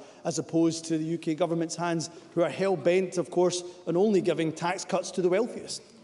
I call Daniel Johnson to be followed by Ross Greer. When it comes to business and the economy, I think the most remarkable thing about the First Minister's statement was that it scrapped and U-turned on more initiatives than it created or set up new measures. And indeed, the document itself is just merely bland postures and platitudes. Who's going to object to growing jobs, higher wages, or creating more businesses? Perhaps maybe other than the Green ministers who don't believe in growth. But there is no measures or no quantum, no criterion of success. So how many businesses will be created by 2026? What new training and support measures will be put in place to help people into higher wage work? And what reform will be undertaken of the cluttered landscape of enterprise support agencies? And overall, if the First Minister is so clear that there needs to be a new deal for business, what was wrong with the old deal? First Minister. Well, look, this is about new leadership and an ability for a fresh start. And that's building upon the successes that the government has had. I mean, just think of the many businesses, the thousands, the tens of thousands, in fact, I think even more than that, that would not have survived the global pandemic if it wasn't for the measures that we had brought in place before the pandemic in terms of the small business bonus scheme. So we have worked incredibly hard with business over the years, but I also listen to business when they want a reset of that relationship. And that's why, yes, we'll take longer, for example, on the launch of the DRS scheme. That is listening to business. I'm certain if I had said that we would go live in August, I would have been castigated for that by the opposition. So there is, I'm afraid, no way that I'm going to be able to appease Daniel Johnson, despite, I suspect, my very best efforts. In terms of the points where I do agree with Daniel Johnson, I think his point around reforming the landscape, he called it a cluttered landscape, I think, reforming the landscape of agencies, I think that is something that is very, very worthy of attention. And I know that is something that the government, we are collectively looking at within government. In terms of the prospectus itself, what you have is a clear set of outcomes where you, as the opposition, the opposition, and indeed the Scottish public, can hold us to account for the deliverability of those outcomes. And we have promised to report on those outcomes annually, and I'm sure Daniel Johnson will take great joy in holding the government to account in that regard. I call Ross Greer to be followed by John Mason. Thank you. The UK government has failed for years now to reach a decision on excluding Scotland's bottle deposit return scheme from the Internal Market Act. Now it very much looks like they've deliberately generated uncertainty to undermine the scheme, up to and including Alistair Jack misleading the House of Commons. This is Westminster's delay, but can the First Minister say what he and the Circular Economy Minister will do to excuse me, Mr Greer. We need to hear Mr Greer's question, but a brief question would be appreciated. Thank you. This is Westminster's delay, Presiding Officer, but can the First Minister say what he and the Circular Economy Minister will do to secure the exclusion and ensure that Scotland's scheme goes ahead next March? First Minister. There's no surprise that the Scottish Tories just do not understand devolution. There is no doubt whatsoever that not providing the exemption under the Internal Markets Act is existential to the deposit return scheme. We cannot progress a deposit return scheme if it was not for that exemption of the Internal Market Act, which we know far overreaches when it comes to issues of devolution. So I'm absolutely committed to the deposit return scheme. It will reduce littering substantially by a third. It will increase recycling rates of single-use drinks containers towards 90%. It will cut emissions by 4 million tonnes over 25 years. That's the equivalent of taking 83,000 cars off the road, and it's already delivered hundreds of millions of pounds of investment across Scotland, and it will creating over 500 new green jobs. But we do need that UK government exclusion, the IMA, the Internal Market Act exclusion, and I know that we will do everything in our power. I also know that the UK government, certainly in some departments, DEFRA for example, are supportive of that exemption, but we know that Alistair Jack will do everything he possibly can to undermine this Parliament and undermine devolution. So we'll continue to do what we can on our end, but it would be helpful if those who say they support the deposit return scheme get behind the Scottish Government and persuading the UK Government to do the right thing and allow this scheme to go ahead next year. I call John Mason to be followed by Sandesh Gohani. Thank you. I very much welcome what the First Minister said about being bolder on taxation and talking about redistribution of wealth. Can he say any more specifically on council tax, specifically both on the second and empty homes initiative and also longer term whether we can replace council tax? First Minister. Well, I have, of course, announced some changes, or the consultation to announce some possible changes jointly with COSLA in relation to council tax, because I do think we can possibly go further on council tax. So I'm really up for that discussion. There was an excellent STUC report published, I think, December last year, certainly towards the tail end of last year, which gave a number of policy suggestions that I think are very worthy of consideration from this government, many of them involving the reform to council tax, but also alternatives to council tax as well. So Scotland has led the way in delivering affordable housing right across the country between 2018 and 2022. We know that we've seen 59% more affordable homes delivered per head in the population than in comparison to England, for example. But I am keen to look at what we can do within the current council tax structures, but I certainly wouldn't rule out further reform of council tax, but also potentially looking at the alternatives to council tax, because we know we can do better. I call Sandesh Gohani to be followed by Emma Harper. A real priority for the Scottish people is the recovery of our NHS and its sustainability for the future, not the continuity offered from the Sturgeon era. The First Minister leaves a woeful record in health. Primary care is where almost all healthcare is delivered, and the Maryhill Group GP practice in Elgin sent me a copy of their letter to the new Cabinet Secretary for Health, highlighting the growing threat of financial instability for GP practices. Practices are already short-staffed and under pressure, and the £65 million SNP cut from the primary care budget affects everyone and is undermining general practice. Will the First Minister commit to reinstating the £65 million to protect general practice and the future of the NHS? First Minister. Can I say, I think when I was speaking potentially earlier, when it came to the issues of social care, I did reference that there can be no NHS recovery without a social care recovery. I may have said that we would commit to a timetable to get to £10 an hour. Of course, forgive me if I said that. I meant £12 an hour, because that is, of course, I believe, a figure that will help with the workforce challenges that social care is currently facing, and adult social care in particular. So I'll give an absolute commitment to Sandesh Gohani that when it comes to our NHS recovery, we believe that a social care recovery is vital to that. What's also vital to an NHS recovery? Well, what's vital to it is, of course, not having NHS staff feeling they have no choice but to go on strike, as they have done time and time again. And of course, Conservative-led England, they've done that, of course, because the Conservatives don't value our NHS staff in the way that the Scottish Government does value our NHS staff, and that's why they remain the best paid compared to anywhere else in the UK. So we'll ensure that we engage meaningfully, as the Cabinet Secretary for Health and Social Care is doing with junior doctors just later this week as well. Try to get to a point where we can hopefully prevent industrial action, and of course we'll continue to invest in primary care. It's fair to say, of course, we have a record number of GPs in Scotland, more per head than in the rest of the UK. We have 95 GPs here for every 100,000 people in Scotland, compared to 79 in England. But we're also committed to further increasing the number of GPs in Scotland by 800 by the end of 2027. And to answer his question directly, we are committed to and investing an additional £1 billion in our NHS, which is only possible, of course, because we did not listen to the Conservatives' advice of giving tax cuts to the wealthiest, which would have meant £500 million less to spend in the Scottish Government's budget. Before I call the next speaker, I would really have to say that we must have succinct questions and, First Minister, succinct answers. Otherwise, I will have to cut people from asking a question, and I would like to get in as many members as I possibly can. I call Emma Harper to be followed by Pan Duncan Glancy. Ms Harper.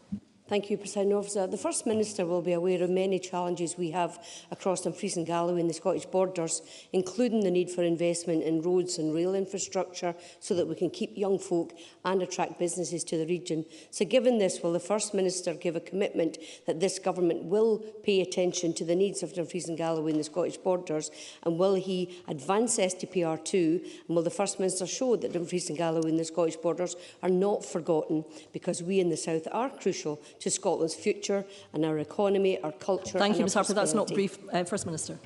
Thank you. In the interest of brevity, yes, I will commit to that. Of course, there are important improvements in the A77 and A75 that are part of STPR2. We will, of course, make sure that we make progress with them. The South of Scotland Enterprise £34.5 million budget will also improve business and community resilience. It will help to protect, but also crucially to create jobs as well. And this sits alongside the £85 million that we're investing to the Borderlands growth deal as well. So I'll do everything I can to ensure that this government meets the needs of the people of the South of Scotland. Pam Duncan Glancy to be followed by Claire Hockey. Thank you, President Officer. This government has had 16 years to get childcare right, but still parents struggle. They find childcare is inflexible, doesn't wrap around their life, and what is available is only there for some kids of certain ages. It drives inequality, holds back opportunity and fails community. That's why I welcomed the commitment the Now FM made during his leadership campaign to deliver free childcare for 1- and 2-year-olds. Today's plan talks only of developing that childcare, not delivering it.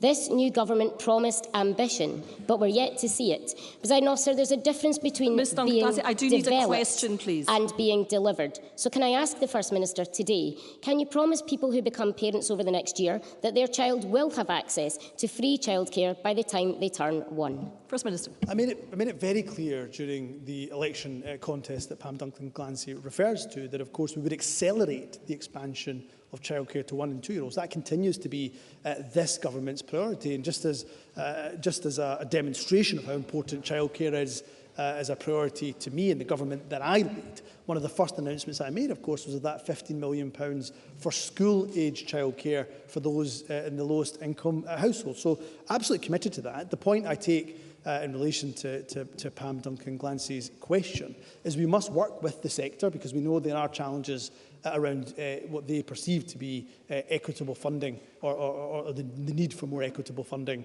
in relation to childcare costs. So I'm happy to engage, and I will be engaging with the sector directly, but I remain committed to the promises that I made during that election contest, which is that we will accelerate the expansion of childcare for 1- and 2-year-olds. Call Claire Hockey to be followed by Craig Hoy. Thank you, Presiding Officer, and I refer members to my register of interests. The mental health and well-being of children and young people is crucial in achieving the government's ambition to make Scotland the best place in the world to grow up.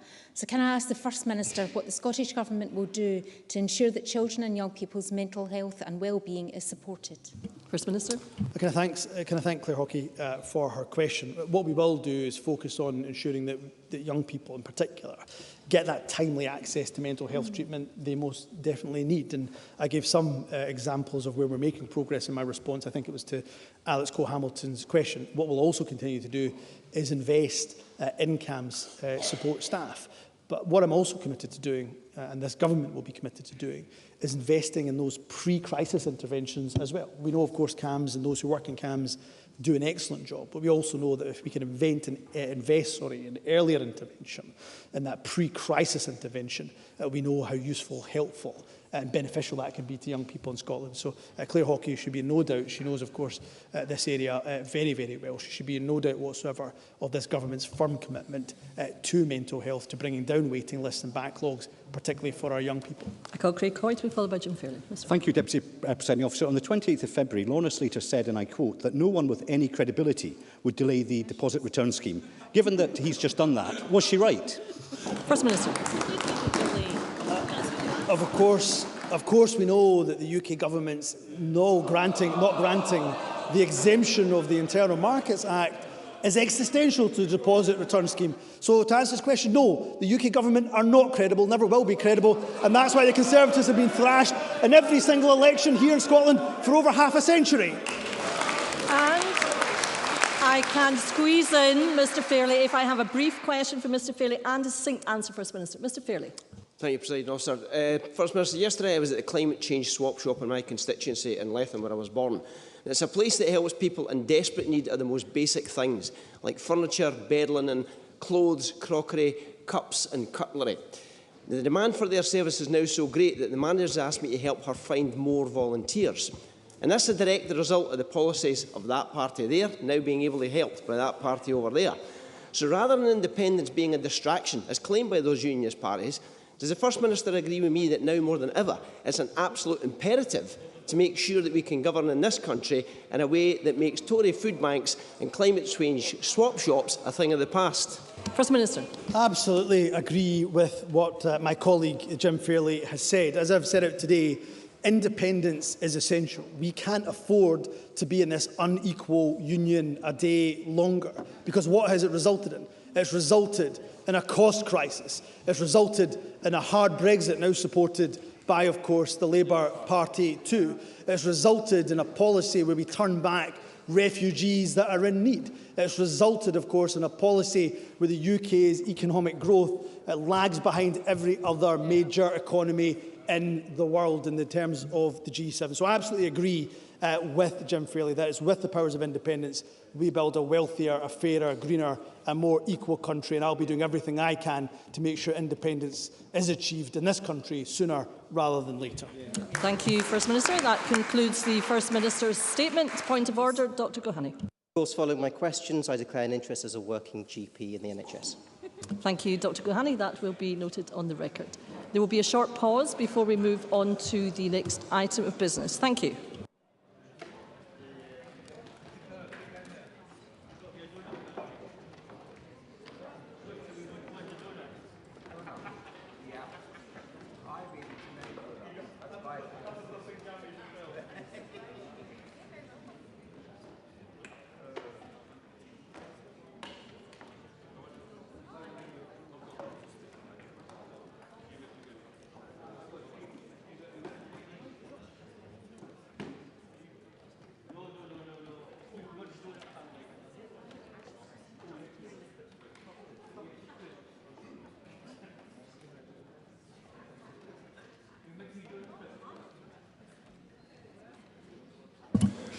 Okay, the next item of business is debate on motion 8589 in the name of Shirley-Ann Somerville on supporting Scotland with cost of living and reducing child poverty. I'd invite members wishing to participate in the debate to press their request to speak buttons now or as soon as possible. And I call on the Cabinet Secretary to speak to and move the motion for around 12 minutes, please, Cabinet Secretary. Thank you very much, Presiding Officer, and I move the motion in my name. Addressing the cost of living crisis, tackling poverty and working towards our statutory targets to reduce child poverty are central to the priorities of this government, not just for me as the new Cabinet Secretary for Social Justice, but also for the First Minister and all of my Cabinet colleagues. This was, of course, reinforced within the policy prospectus that's been published and just discussed, which confirms that equality, opportunity and community will be the three critical and interdependent missions for this government in 2026. That's why, in his first days, the First Minister was focused on delivering for the people of Scotland, providing that £15 million funding to help low-income households with childcare, tripling our fuel insecurity fund to £30 million and announcing additional funding for our NHS to deliver on tackling health inequalities within our healthcare system. Now, the poverty and income inequality statistics published last month show that poverty levels remain too high, whilst they continue to be lower in Scotland than the UK average, with relative child poverty 6 percentage points below that of the UK as a whole. They must be reduced further. And of course, the analysis published today by the Joseph Rowntree Foundation on rises in deep poverty further reinforced the devastating impact of the UK government's decade of austerity, welfare cuts and economic mismanagement. Indeed, analysis published by the Scottish Government last year highlighted that were key welfare reforms introduced by the UK Government since 2015 reversed, this would lift an estimated 70,000 people, including 30,000 children, out of poverty this year. Now, household finances are under strain, with soaring energy bills and food costs disproportionately hurting those on the lowest incomes, and high inflation is heaping more pressure onto our public services, with the Scottish Government's block grant 4.8% lower than it was in 21-22. This government recognises the pressure on household budgets, however, and that's why last year and this we have allocated almost £3 billion to support policies which tackle poverty and protect people as far as possible during the ongoing cost of living crisis. However, I know what a challenge reducing poverty is, particularly without the full powers of a normal government. So we will ensure that we will use all the powers we have to tackle poverty and inequality, build a fairer Scotland, and support those most in need during the cost of living crisis. And we will build the case for further powers, so we can use all the levers we need to tackle deep-seated and multi-generational child poverty that has blighted our country. Now, the second Tackling Child Poverty delivery plan, Best Start, Bright Futures, reaffirms our sharp focus on working with partners to support those at greatest risk of poverty, with 90% of all children in poverty in Scotland living in the 6 priority families identified in our first plan. The plan commits wide-ranging and ambitious action to provide immediate support to families and deliver the transformational change needed in the longer term to break that cycle of child poverty that we have. One clear example is, of course, the significant investment and increased support we provide to families through Scottish Government benefits. 12 of these benefits were uprated by 10.1% this month. Over 2022, the Scottish Child Payment, the only tackling child poverty benefit in the UK, was increased from £10 to £25 per week per child and extended to eligible children under 16. This represents an increase of 150% in less than 8 months, and its first full year will be an investment of £442 million. Now, the Scottish Government has had to make hard choices and decisions. With a limited budget and in some of the toughest financial circumstances imaginable, we have taken the political decisions to prioritise increasing this payment because it is a vital tool in tackling child poverty. The Scottish Fiscal Commission forecasts around 387,000 children will be eligible for the payment in 23-24, and based on modelling from March 2022, it is estimated to lift 50,000 children out of poverty this year. Jeremy Balfour. Thank you. Can I welcome the Cabinet Secretary to her new appointment, and I look forward to working with her. I absolutely agree with what the Cabinet Secretary has said, but I am still being contacted by constituents who are not being able to get this payment due to the lack of resources within Social Security Scotland. Would she at least investigate that to find out why these payments are not being made with the big delay that is still happening, not only in this benefit, but in the Best Grant benefit, and other benefits are taking longer than should be? Cabinet Secretary. Well, it is a pleasure to be working with Jeremy Balfour. Again, it's like the good old days when I had responsibility for social security before, and I'm sure we will pick up on some of those discussions. He raises an important point about the challenges that Social Security Scotland have had following the expansion of the Scottish Child Payment. Of course, this was a massive expansion that we have undertaken, the change to ensure that everybody under 16 is included. But those backlogs are being dealt with, and I have already had discussions with Social Security Scotland, and they assure me that the work is continuing on that. But I'm happy to have further discussions with him on this issue, because we all want this benefit to be a success and to get to people as soon as it can. I give him my reassurance it's already got my attention, and indeed has the attention of Social Security Scotland. Together with our Best Start grants and our Best Start foods, our 5 family payments could be worth around £10,000 by the time an eligible child turns 6, compared to around £1,800 for eligible families in England and Wales.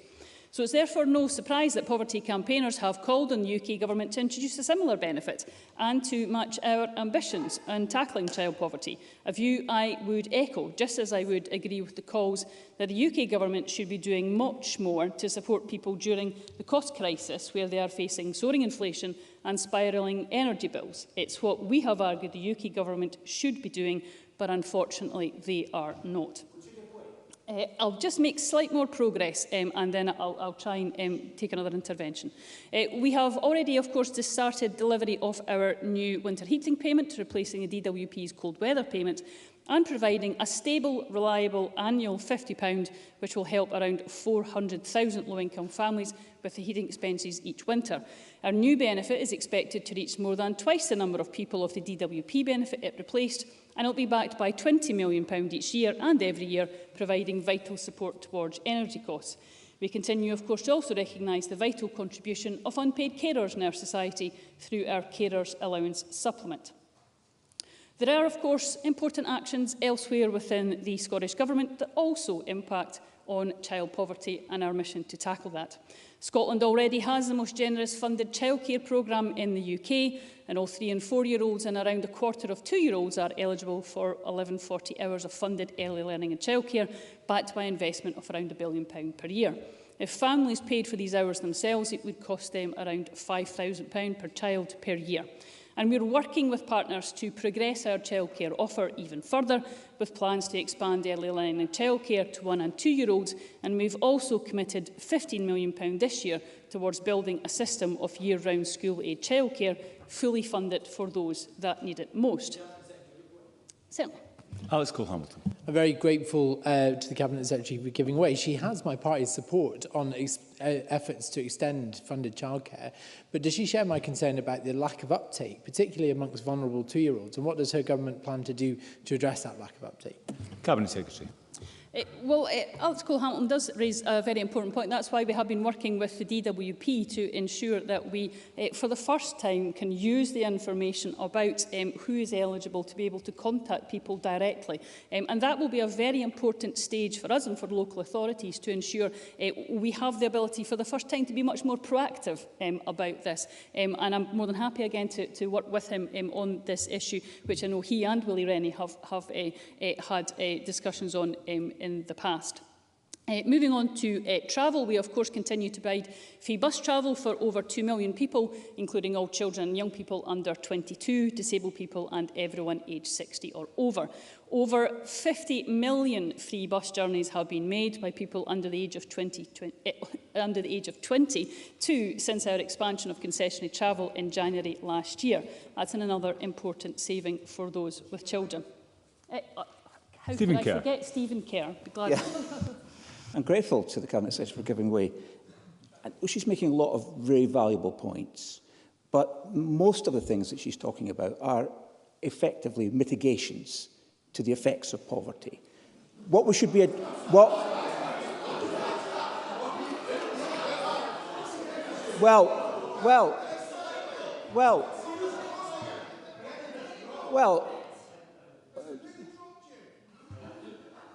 Can we hear the member, please? I don't think you can intervene on a...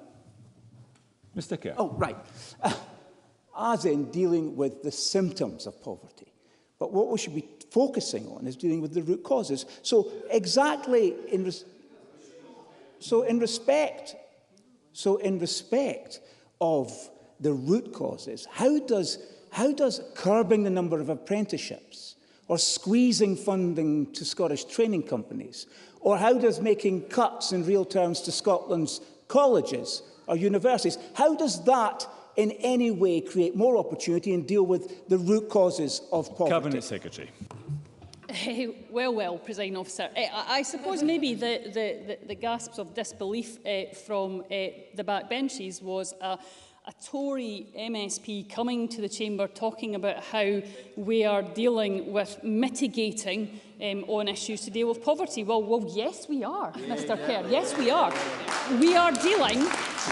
We are dealing with a UK government's economic mismanagement. We are dealing with a UK government who has absolute contempt for a minimum wage at genuinely real living wage standards. We are dealing with a UK government who are not interested in actually dealing with the causes of poverty, as amply demonstrated by their welfare policies. And if he's not interested in my view on it, then perhaps he could listen to stakeholders in it. So yes, we will continue to do everything we can within our limited powers. Oh, I only wish his colleagues down south would do something remotely similar, presiding officer, as well. Moving on to housing. Housing is also vital in the fight against poverty and will be a focus for the Housing Minister and I in this portfolio. An estimated 3,200 households with children have been helped into affordable housing in each year to March 22, and we will of course continue working towards our target of 110,000 affordable homes by 2032. Our next steps are very important to make sure our immediate priority is protecting people as much as possible. So we've already tripled the Fuel Insecurity Fund to 30 million. We know that food banks are not an appropriate or long-term solution to poverty, and that's why we will soon publish a plan grounded in human rights that sets out further action that we'll tackle towards ending the need for food banks. And we of course recognise that employment can offer a route out of poverty for families, and that's why we will continue to ensure we invest in employability packages too. So, Presiding Officer, this government is taking action and will continue to take action that is putting more money in the pockets of families and helping to turn the tide on poverty. We'll do everything we can within our powers and resources to substantially reduce child poverty. We've already delivered a range of measures that will help people right across Scotland. However, the key powers, including energy, employment and much still of social security, remain reserved to the UK Government, who must match our ambition. And only with the full powers of a normal, independent nation can we eradicate child poverty fully. But I look forward to members' contributions today and our suggestions about how we can use the powers that we have at this time on our joint mission on child poverty. Thank you very much, Cabinet Secretary. I can advise the Chamber there is no time in hand. Therefore, I'll have to urge members to stick to their speaking allocations, including if they take interventions. And I would encourage interventions to be as brief as possible.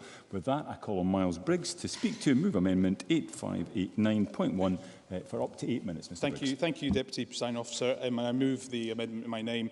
Can I welcome Shirley-Ann Somerville to her new position in government today? I'm sure she'll be delighted. She's now got 2 Mileses in her life. I'll ask her in a few weeks who's the most annoying, to be quite honest. But and can I also welcome Paul O'Kane as well to his role on the Labour bench? And can I thank the organisations and charities who have provided useful briefings ahead of today's debate, and also thank them for the work which they undertake across our communities to support some of the most vulnerable people in our society. Today's debate is an opportunity to reaffirm the cross-party consensus and objectives set out in the 2017 Child Poverty Scotland Bill, which was passed unanimously by Parliament, setting us all to meet the substantially important target of reducing child poverty rates across our country. Eliminating child poverty must be a priority for all of us, and I hope that the new Cabinet Secretary starts work in her new role in government will genuinely look to reach out across Parliament to develop the next steps and listen to the new ideas and fresh ideas which many of us are trying to see this Scottish Government take forward. New pressures on the cost of living aggravated by the effects of the pandemic and rising fuel and food costs, as well as the war in Ukraine, has indeed negatively impacted on families across the country. And we need to see now a critical focus on the powers we have here to help support these families. In the time I have today, Deputy Presiding Officer, I want to return to an issue which I've raised consistently in this Parliament, and that is children who are homeless and living in unsuitable and temporary accommodation in our country. The housing emergency in Scotland is contributing to levels of child poverty, with children and families stuck in unsuitable, unaffordable homes, and temporary accommodation is something which none of us want to see, or none of us believe is appropriate in this day and age. Last March, we debated the issue, and I pointed out at that time that Scotland had more than 7,500 children living in temporary accommodation. For many families, a typical stay was over 58 weeks. These are in hotels, former guest houses, bed and breakfasts, often sharing toilets and cooking facilities with strangers. Now, like I say, none of us, I believe, approve of this or believe it is appropriate to place young families and pregnant women in such accommodation. But today we see a worse situation. We see over 9,130 children in Scotland living in temporary accommodation. That represented a 17% rise in the space of just 1 year alone. Now, we all want to see a permanent safe home, and that's vitally important to a child's well-being and development, something I know the Cabinet Secretary will know very much detail of as her time at education. But we need to see decisive action on this, which we haven't seen. And so I do hope the new Cabinet Secretary in this position, in this new role, would refocus her efforts on this and personally make this a top priority for the years ahead. We on these benches will work with ministers on any vital reforms which we can make. And I hope the Cabinet Secretary will agree to urgent cross-party talks on this. I believe personally we need to take forward legislation to put a ban on councils placing children and pregnant women in temporary accommodation, as I've outlined, and that's something I hope we can pursue with the Cabinet Secretary going forward. The Scottish Government's preventing homelessness duties, I do think, present a good opportunity for Scotland to further develop some of the best protections in the world for people at risk of homelessness. But we need to see these embedded, and we also need to see their delivery around a preventative model, especially in here in the capital, for example, and that will take significant work and resources to achieve. In recent months, I've been working with campaigners and hospices across Scotland and highlighted their call to action around the additional energy bills being faced by families with children with life-shortening conditions and people with terminal conditions in our society as well. Children with life-shortening conditions are 50% more likely to be living in the most deprived parts of Scotland compared to the least deprived. And yet families of seriously ill children incur unavoidably high household energy costs. Together for Short Lives, the UK-wide body supporting children with life-shortening conditions, has said that research shows that families with seriously ill and disabled children are already paying almost double that of an average UK household on their energy bills. Now, that can't continue, but we know why the reason is for that. Running of life-saving equipment, the running of other energy-intense equipments, and just keeping their homes warm, often because they're providing an hospital at home service. Chaz is calling for the Scottish Government to do more to provide direct and targeted support to families, in particular for a scheme to be developed to enable families to recoup some of the running costs of this life-saving and energy-intensive equipment. Now, the former First Minister outlined where she would want to see action taken forward. We haven't seen any progress since, but I would like to see the Cabinet Secretary commit also to that being one of her top priorities in the weeks and months ahead. It is a critical issue and one which both the Scottish and UK Government can deliver better support packages on. I'm currently organising a cross-party roundtable on this issue with UK ministers, and I hope the Cabinet Secretary will agree to be part of that and attend. No one doubts that addressing levels of child poverty is a complex issue and one which needs a focus of both our governments. Very briefly. Christina McKelvey. Yeah. Welcome summit that he's talking about there, and he's obviously made some great points about the issues families are facing, especially with children in poverty.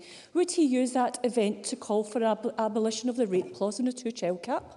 Miles Briggs. So this event, I want to make sure, gives an opportunity for us to look at all these issues, and I hope that in the interest of both governments working together, something I hope we can try to, with the new First Minister, move forward on, that presents that opportunity. But for the energy crisis facing many of these families, that is specifically what this is about. And recently I held a roundtable on hospices, which many SNP members I was welcome to see attended, and I know they're acutely aware of the pressures being faced. Now, in the time I had left, I also wanted to touch upon BME children in Scotland as well, because they are disproportionately affected when you look at child poverty figures. And it's something I want to make sure the Scottish Government are alive to, as many organisations providing briefings have outlined where there's been very limited progress to date in that area as well. Earlier we also discussed the issue around a national minimum allowance for children in kinship care. And that's something I think we also need to see progress on. The Scottish Government in 2016 committed to implementing a national allowance both for foster carers and also a national minimum allowance for children in kinship care. That has not progressed and is sitting currently with COSLA. So that's another priority issue I hope the Cabinet Secretary will look to take forward soon as well. Now, I welcome the appointment of Natalie Dawn as Minister for keeping the promise as well. There is an awful lot of work to do, and I hope that we will see a delivery programme developed as soon as possible to help achieve all the outcomes which we support, but to make sure that our young people have the best possible start now and in the future. To conclude, Deputy Presiding Officer, it is critical that we hold this SNP Green government to account. We will continue to do that on these benches, but there are many areas where we can work to make a difference in this area. I hope the Cabinet Secretary genuinely wants to reset that relationship. We desperately need to see a government now focusing these resources we have in this Parliament on actually delivering the outcomes that we all want to see, and I hope and wish her well in doing that. I move my amendment in my name. Thank you. Thank you very much, Mr Briggs. Just a gentle reminder to members who haven't already pressed the request to speak buttons but wish to speak in the debate to press those buttons. Those who've made an intervention may need to repress the buttons. And I call Paul O'Kane to speak to and move Amendment 8589.3 up to 6 minutes. Mr O'Kane. Thank you very much, Deputy Presiding Officer, and I'd like to take the opportunity to welcome the Cabinet Secretary to her post, and I do wish her well in her new role. I look forward to working constructively with her in our shared goal to make Scotland a better, fairer and more equitable society. And I'd also like to take the opportunity to pay tribute to my predecessor in this role, my colleague Pam Duncan-Glancy, who approached the role with tenacity and a forensic eye for detail. And I know that Pam Duncan-Glancy will be a formidable opponent in her new role as she holds the government to account for the record in education, and I do wonder if the Cabinet Secretary is breathing a sigh of relief in that respect. On to our substance today of the debate on tackling the cost of living and reducing child poverty.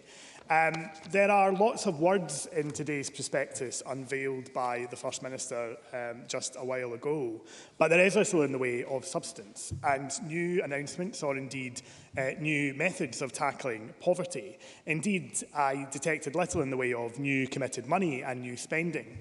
And indeed, all I saw in the government motion highlighted is the anti-poverty summit that both the First Minister and the Cabinet Secretary have already spoken about this afternoon. Now, in principle, Scottish Labour, of course, supports the convening of that summit. I know that colleagues on these benches will always work constructively when it comes to these pernicious issues of tackling poverty. However, if it becomes another talking shop on poverty, it clearly fails to meet this important moment. Because an anti-poverty summit isn't going to in itself provide tangible, meaningful support to help households experiencing deep poverty. It's not going to help them to buy more food or to heat their homes in the winter or to help a parent clothe their child. Indeed, the lack of ambition that I think we heard in the prospectus this afternoon is symptomatic of a First Minister who appears to be distracted, fighting fires in his own party, rather than perhaps addressing some of the most important issues facing the country. It was worrying that after 16 years in power, the anti-poverty summit seems to be the limit of the government's plan and vision to address this deepening crisis. And I would contrast that, Presiding Officer, when I look at other governments and the progress that they made. After a decade of a UK Labour government in 2007, the poorest 20% of families were almost 3,500 better off compared to 1997. Because in power, Labour delivered. The last Labour government lifted 2.4 million people out of poverty, including almost 1 million children, and child poverty fell faster than in any European country. In this moment, Presiding Officer, I think Scotland is desperate for change. People do not want to see division and distraction. People are smart. You can't just pull the wool over their eyes. They recognise when a party of government is more focused on internal concerns than on delivering for the people. And I think people in Scotland, Presiding Officer, are also at its wits' end with both of their governments. I think they see the economic illiteracy of the Tories, which has inflicted immeasurable damage on our communities. They look at their dangerous, reckless economics and know that they need real change. Because it has never been starker, Presiding Officer, the need for change. New research from the Joseph Rowntree Foundation has shown that not only has the number of people living in deep poverty dramatically increased, but the depth of the poverty that they are experiencing has become more severe. It is the case that the cost of living crisis has exacerbated the situation, but poverty levels in Scotland are deep-rooted and they require deep solutions. Extreme child poverty after housing costs, we know, has been rising since 2014. And I read today in much of the excellent briefing material by Includem that 1 in 3 and 4 people are now struggling to meet the cost of 2 or more essentials. Scotland is desperate for solutions. It is desperate for competent and credible solutions which will address the major issues facing the country. I will. Ben McPherson. I'm just wondering if the member has any of those competent and comprehensive solutions to present to the Chamber today. Paul O'Kane. Well, he preempted. I'm just about to come on to some concrete solutions, but may I take this opportunity to say to Ben McPherson that I thought he performed well in his role as the Minister for Social Security. And it is a sad fact that there is no longer a dedicated ministerial post in the government dealing with those issues of social security where Mr McPherson had done previously. It's clear that people want a laser focus on tackling poverty, fixing the economy and injecting a sense of hope, optimism and trust back into politics. And in power, Labour can deliver once again. We would reduce people's household bills by investing in clean power systems, insulating over 1.3 million homes. We would introduce a proper windfall tax, helping to reduce household bills, tackling problem debt, providing households with a £100 water bill rebate. And we would deliver on a green jobs revolution in Scotland, creating 50,000 jobs across the country with a wealth of new opportunities for young people. These are the ideas of the Labour Party that we will bring forward when we have our opportunity to put those to the people. The First Minister has, in various statements over the last few weeks, and indeed in the leadership hustings, described independence as the golden thread which would run through the heart of his government. But I think that's the point and the heart of the matter. It's no surprise that the Scottish National Party support independence, but it is clearer now more than ever, no matter the scale of the crisis facing the country, the SNP will always place that above all else, and it will be the answer for everything. Because I know that the Cabinet Secretary will stand up, as she did in her closing of her opening remarks, and blame Westminster and point to independence as a solution. And of course the UK Tory government has made the situation worse. However, it's true that the Scottish Government has failed to seize the mantle to make Scotland a better and more equal and more prosperous place to live. The Government must not sit in their hands. They must use the powers of this place to address the concerning growth of deep poverty in Scotland. Continuity won't cut it. We need to have serious action in order to make the change that people want to see. And I move the amendment in my name. Thank you, Presiding Officer. Thank you, Mr O'Kane. I now call Alex Cole-Hamilton to speak to and move Amendment 8589.2 up to 6 minutes. Mr Cole. Thank you very much, Presiding Officer. And can I, as others have done, start by welcoming the Cabinet Secretary to her place. I worked well with her in the previous session. I look forward to doing so again. And I'm glad to speak for my party, the Liberal Democrats, and move the amendment in my name, because this is a vitally important issue. It should be one that unites the Chamber, and I'm glad to hear so much consensus on many topics this afternoon. Presiding Officer, 1 in 4 children, as we've already heard, in Scotland live in poverty. This is a quarter of our nation's children facing significant barriers to their education, at risk of poorer health, and with a lack of access to opportunities. That number has not changed in the 16 years the SNP have been in government. That percentage remains stubbornly static. I spent 2 decades as a youth worker witnessing firsthand the impact of poverty on childhood, and it is devastating. It can have serious impacts too and consequences on one's adult chances as well. It is, I think, an adverse childhood experience is recognised as such. And over the past year, the cost of living crisis has significantly exacerbated that challenge. One parent's experience reported to Save the Children reads, and I quote her directly, "My daughter heard me talking to her big sister about gas, electricity and food prices. She found a 5-pence coin in the street and told me to put it towards the bills." Presiding Officer, is that really what we've come to? When a child finds a penny on a street, they're supposed to wish for good luck, not worry about whether their family has enough to survive on. Fact is, this is happening now in Scotland, and that is shameful. Stark reality is that too many families can no longer afford either food or fuel, or certainly not both. And recently, A study conducted by One Parent Families Scotland revealed that 61% of their participants are finding it extremely difficult to afford electricity and can no longer afford it, whilst almost half said the same for gas prices. We are in a crisis that warrants decisive action, action that the SNP have had time and time again failed to deliver. Research undertaken by my party revealed that last year, just over 5,000 homes were helped with insulation under the government's insulation scheme. That sounds like a big number, but then consider 874,000 households in Scotland currently face fuel poverty. That is only 0.6% of homes in Scotland receiving the help that they so desperately need. That's only 0.6%. This is why the Scottish Liberal Democrats are calling on the Scottish Government to urgently tackle this issue and to introduce emergency insulation as a programme that I will speak more to in my closing remarks. Alongside the rising cost of fuel, parents are also increasingly struggling to access childcare services, jeopardising the sources of income their family relies on just to get by.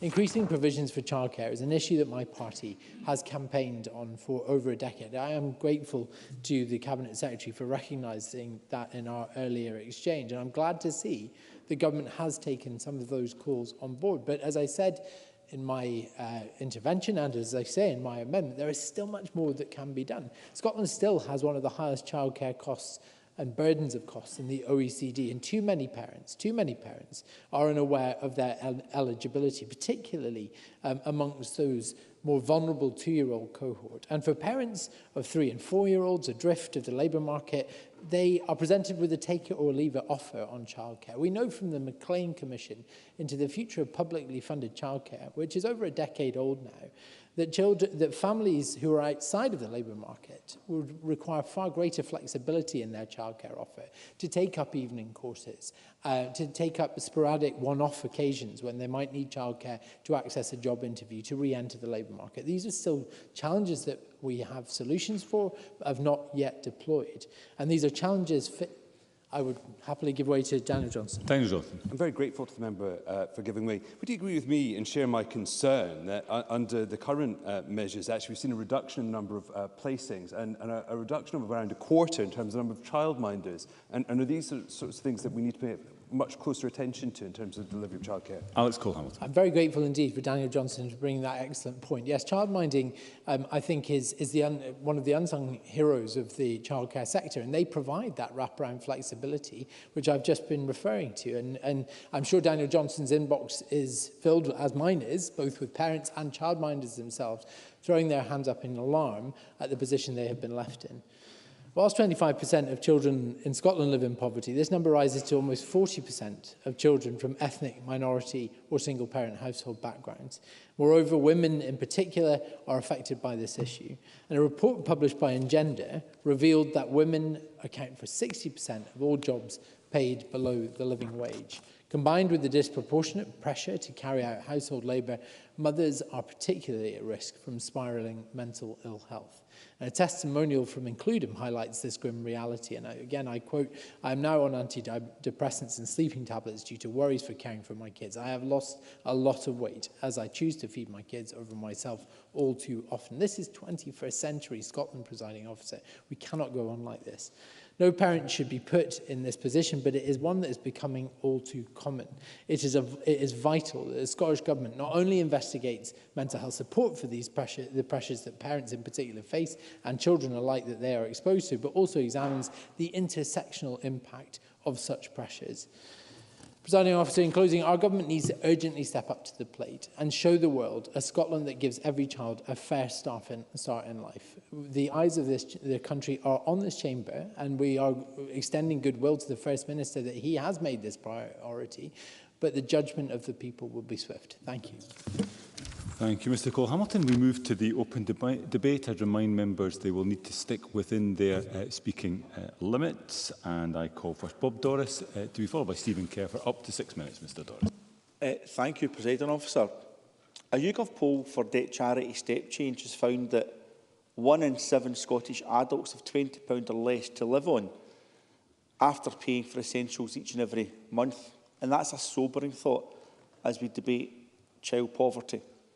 The low level of UK benefits, soaring inflation and food costs, and crippling energy costs are some of the clear and obvious factors which has led to that dreadful statistic.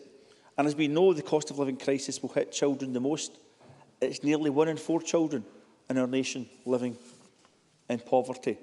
It matters that the policies of the UK government, sometimes botched policies such as the Truss quartile budget, and sometimes deliberate acts of harm, such as Brexit and the UK benefit levels and sanctions regime, have fuelled that cost of living crisis and impacted detrimentally on child poverty.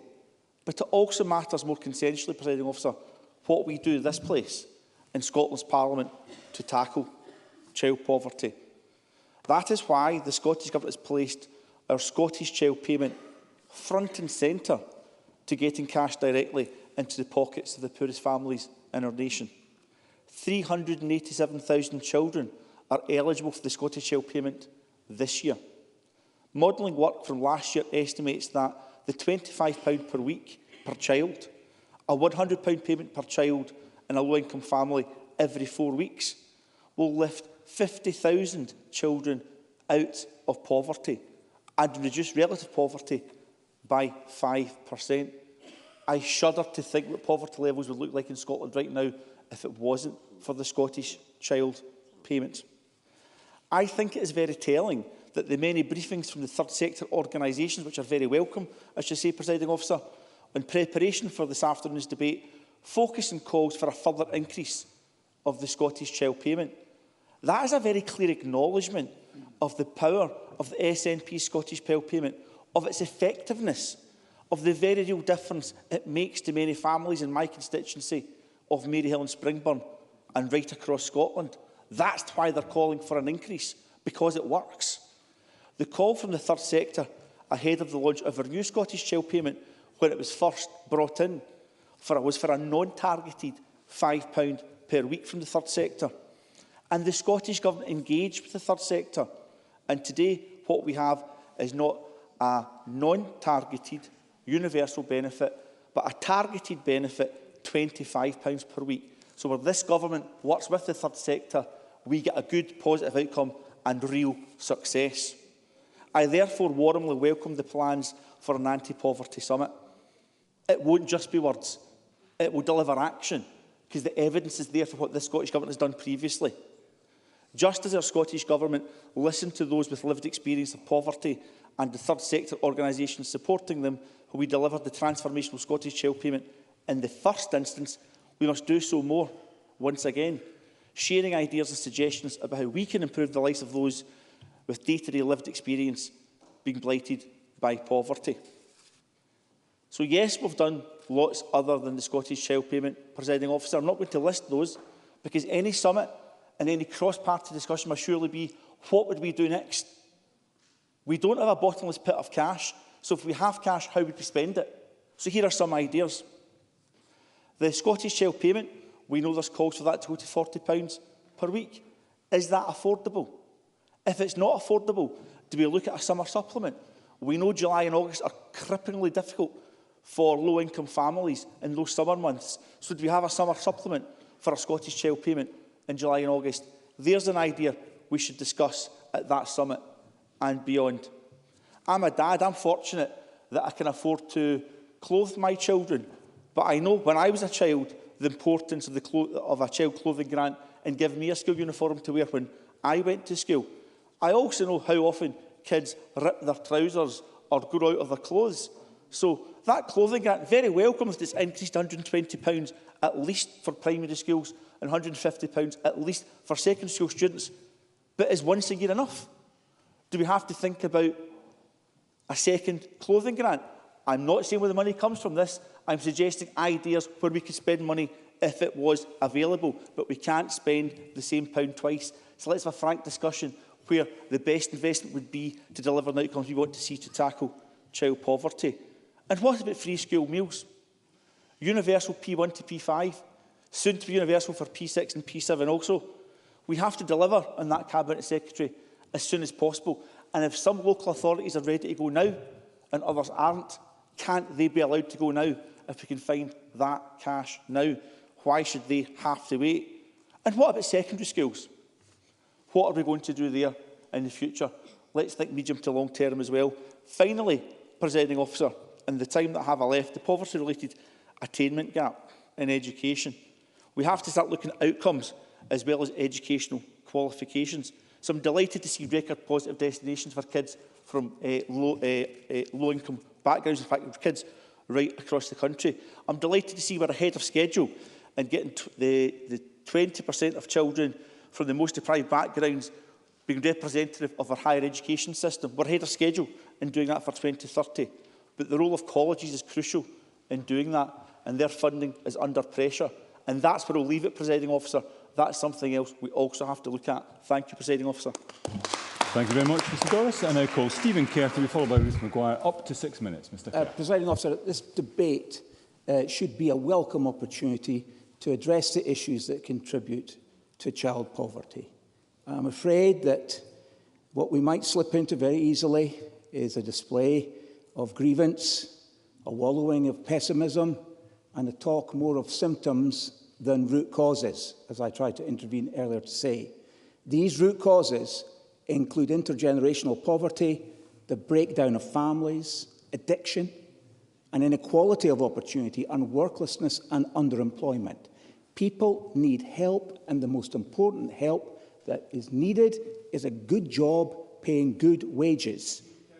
If he's very brief, because we just don't have time for a debate.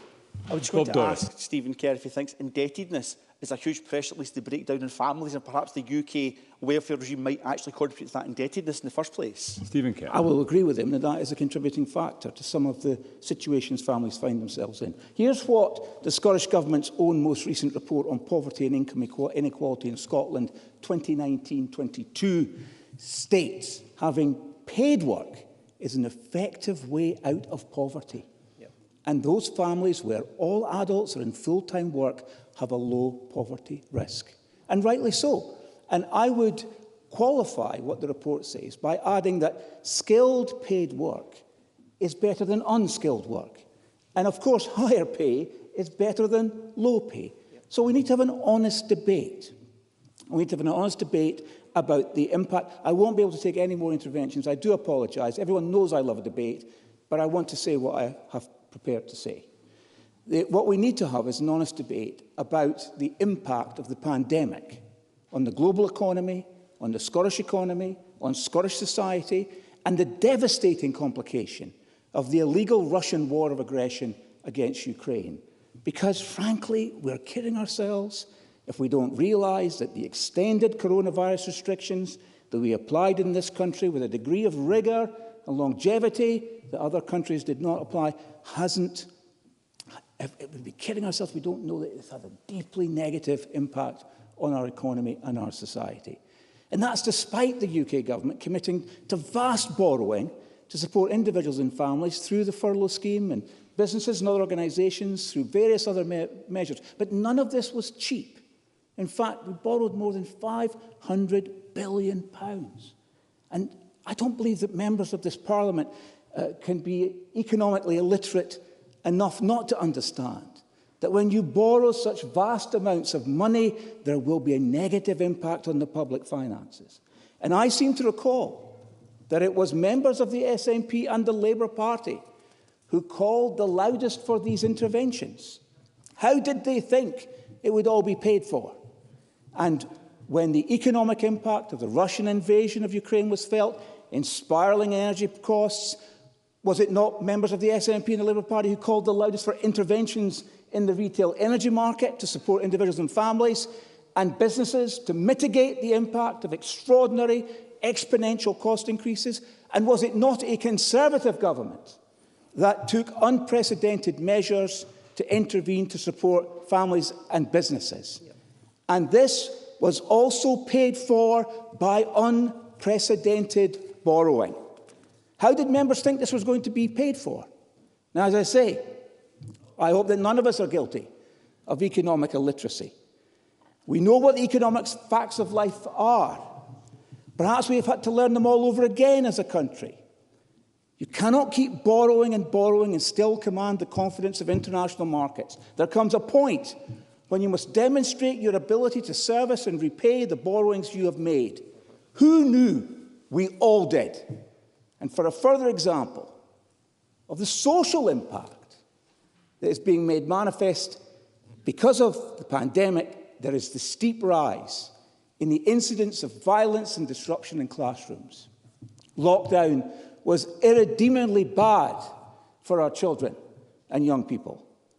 They were the least likely to succumb to COVID-19, but they were arguably hit the most by the restrictions of lockdown. And there are now eons of research papers that show how negatively impacted children and young people were by lockdowns. So, what are the root causes of intergenerational poverty? A lack of equal opportunity, persistent worklessness in households and underemployment, and a deep pessimism that things are as they are and can never be changed and will always be what they are. And I am afraid, Deputy Presiding Officer, the biggest purveyors of that pessimism in this Parliament are the Scottish National Party. They are a party for pessimists with much to be pessimistic about, mired in scandal and reeking of corruption. We have a skills shortage. We have record vacancies. We have record levels of net migration. But Scotland doesn't benefit. Members might like to ask themselves, including the Minister who's interrupting me, why that is the case. We have people that are unemployed or underemployed, and yet we are turning our back on the very things that help root out and tackle the root causes of child poverty. We should be creating more apprenticeships, not rationing them. We should be funding technical education. We're not. We should be investing in our colleges. We're cutting them. You need to conclude now, and Mr. members of the SNP and the Labour Party offer only welfareism. It's not the solution. It's a mitigation. You need to conclude, The Mr. Conservatives offer a way out of poverty by tackling its root causes. Call Ruth Maguire to be followed by Claire Baker. Up to 6 minutes, Ms Maguire.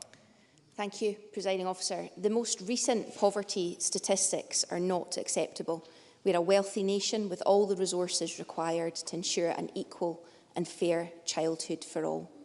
One child having their health, development and well-being impacted by poverty is one too many. That 1 in 4 children in Scotland finds themselves in a situation where their future life chances are being impacted is something at the forefront of my mind as I make my remarks and support calls for bold action. The Conservative member might think it's pessimism. It's more empathy, I feel. Bold action is needed from all spheres of government to eradicate poverty and inequality in our society. There's pressure being placed on all household finances due to rising inflation, high energy bills and soaring increases to food costs. Families who were previously managing are finding themselves increasingly struggling. However, we also know that this cost of living crisis disproportionately impacts households on low incomes and is likely to exacerbate those unacceptably high levels of child poverty if we don't come together and take further bold action. I do want to begin by acknowledging the significant action that the Scottish Government has already taken to tackle the cost of living and child poverty. Bob Doris was correct to get us to imagine what things would be like if there wasn't the child payment, for example. Those actions, including the First Minister's pledge to triple the Fuel Insecurity Fund to support anyone at risk of self-disconnection or self-rationing their energy use, expanding and increasing the value of the Scottish child payment and introducing new family benefits. The 5 family payments, including the Scottish child payment, could be worth around £10,000 by the time an eligible child turns 6, compared to around £1,800 for eligible families in England and Wales, and over £20,000 by the time an eligible child is 16. And of course, the provision of funded early learning and childcare and offering free, good quality meals to all pupils in P1 to P5. These things make a real difference and have been welcomed by anti-poverty campaigners. Speaking about the Scottish Government's budget, Satwat Rehman, One Parent Family Scotland, said, "We're heartened to see the Scottish Government has listened to several important calls from anti-poverty organisations, such as increasing taxes for the wealthiest to raise funds for public services. We're also pleased that the Government is raising benefits in line with inflation, which is the right thing to do and will make a real difference for low-income families who are being snowed under by rising costs." Peter Kelly from the Poverty Alliance stated, "The principles that are embedded into the social security system in Scotland, I think, is particularly important. The principle around making a contribution to reducing poverty in particular, I think, is an important principle." Undoubtedly, the progress the Scottish Government has made is being hindered by the devastating impact of the UK Government's decade of austerity and welfare cuts. The UK Government has full economic and fiscal powers that it could use to make a real difference to the lives of so many. For example, they could make use of borrowing, provide more benefits and support to households, introduce a taxation of windfall profits and regulate the energy market. The latest UK budget was a huge missed opportunity to help people. The reality is that the UK Government could have done far more to ease the burden on so many of our citizens, but it's chosen not to act.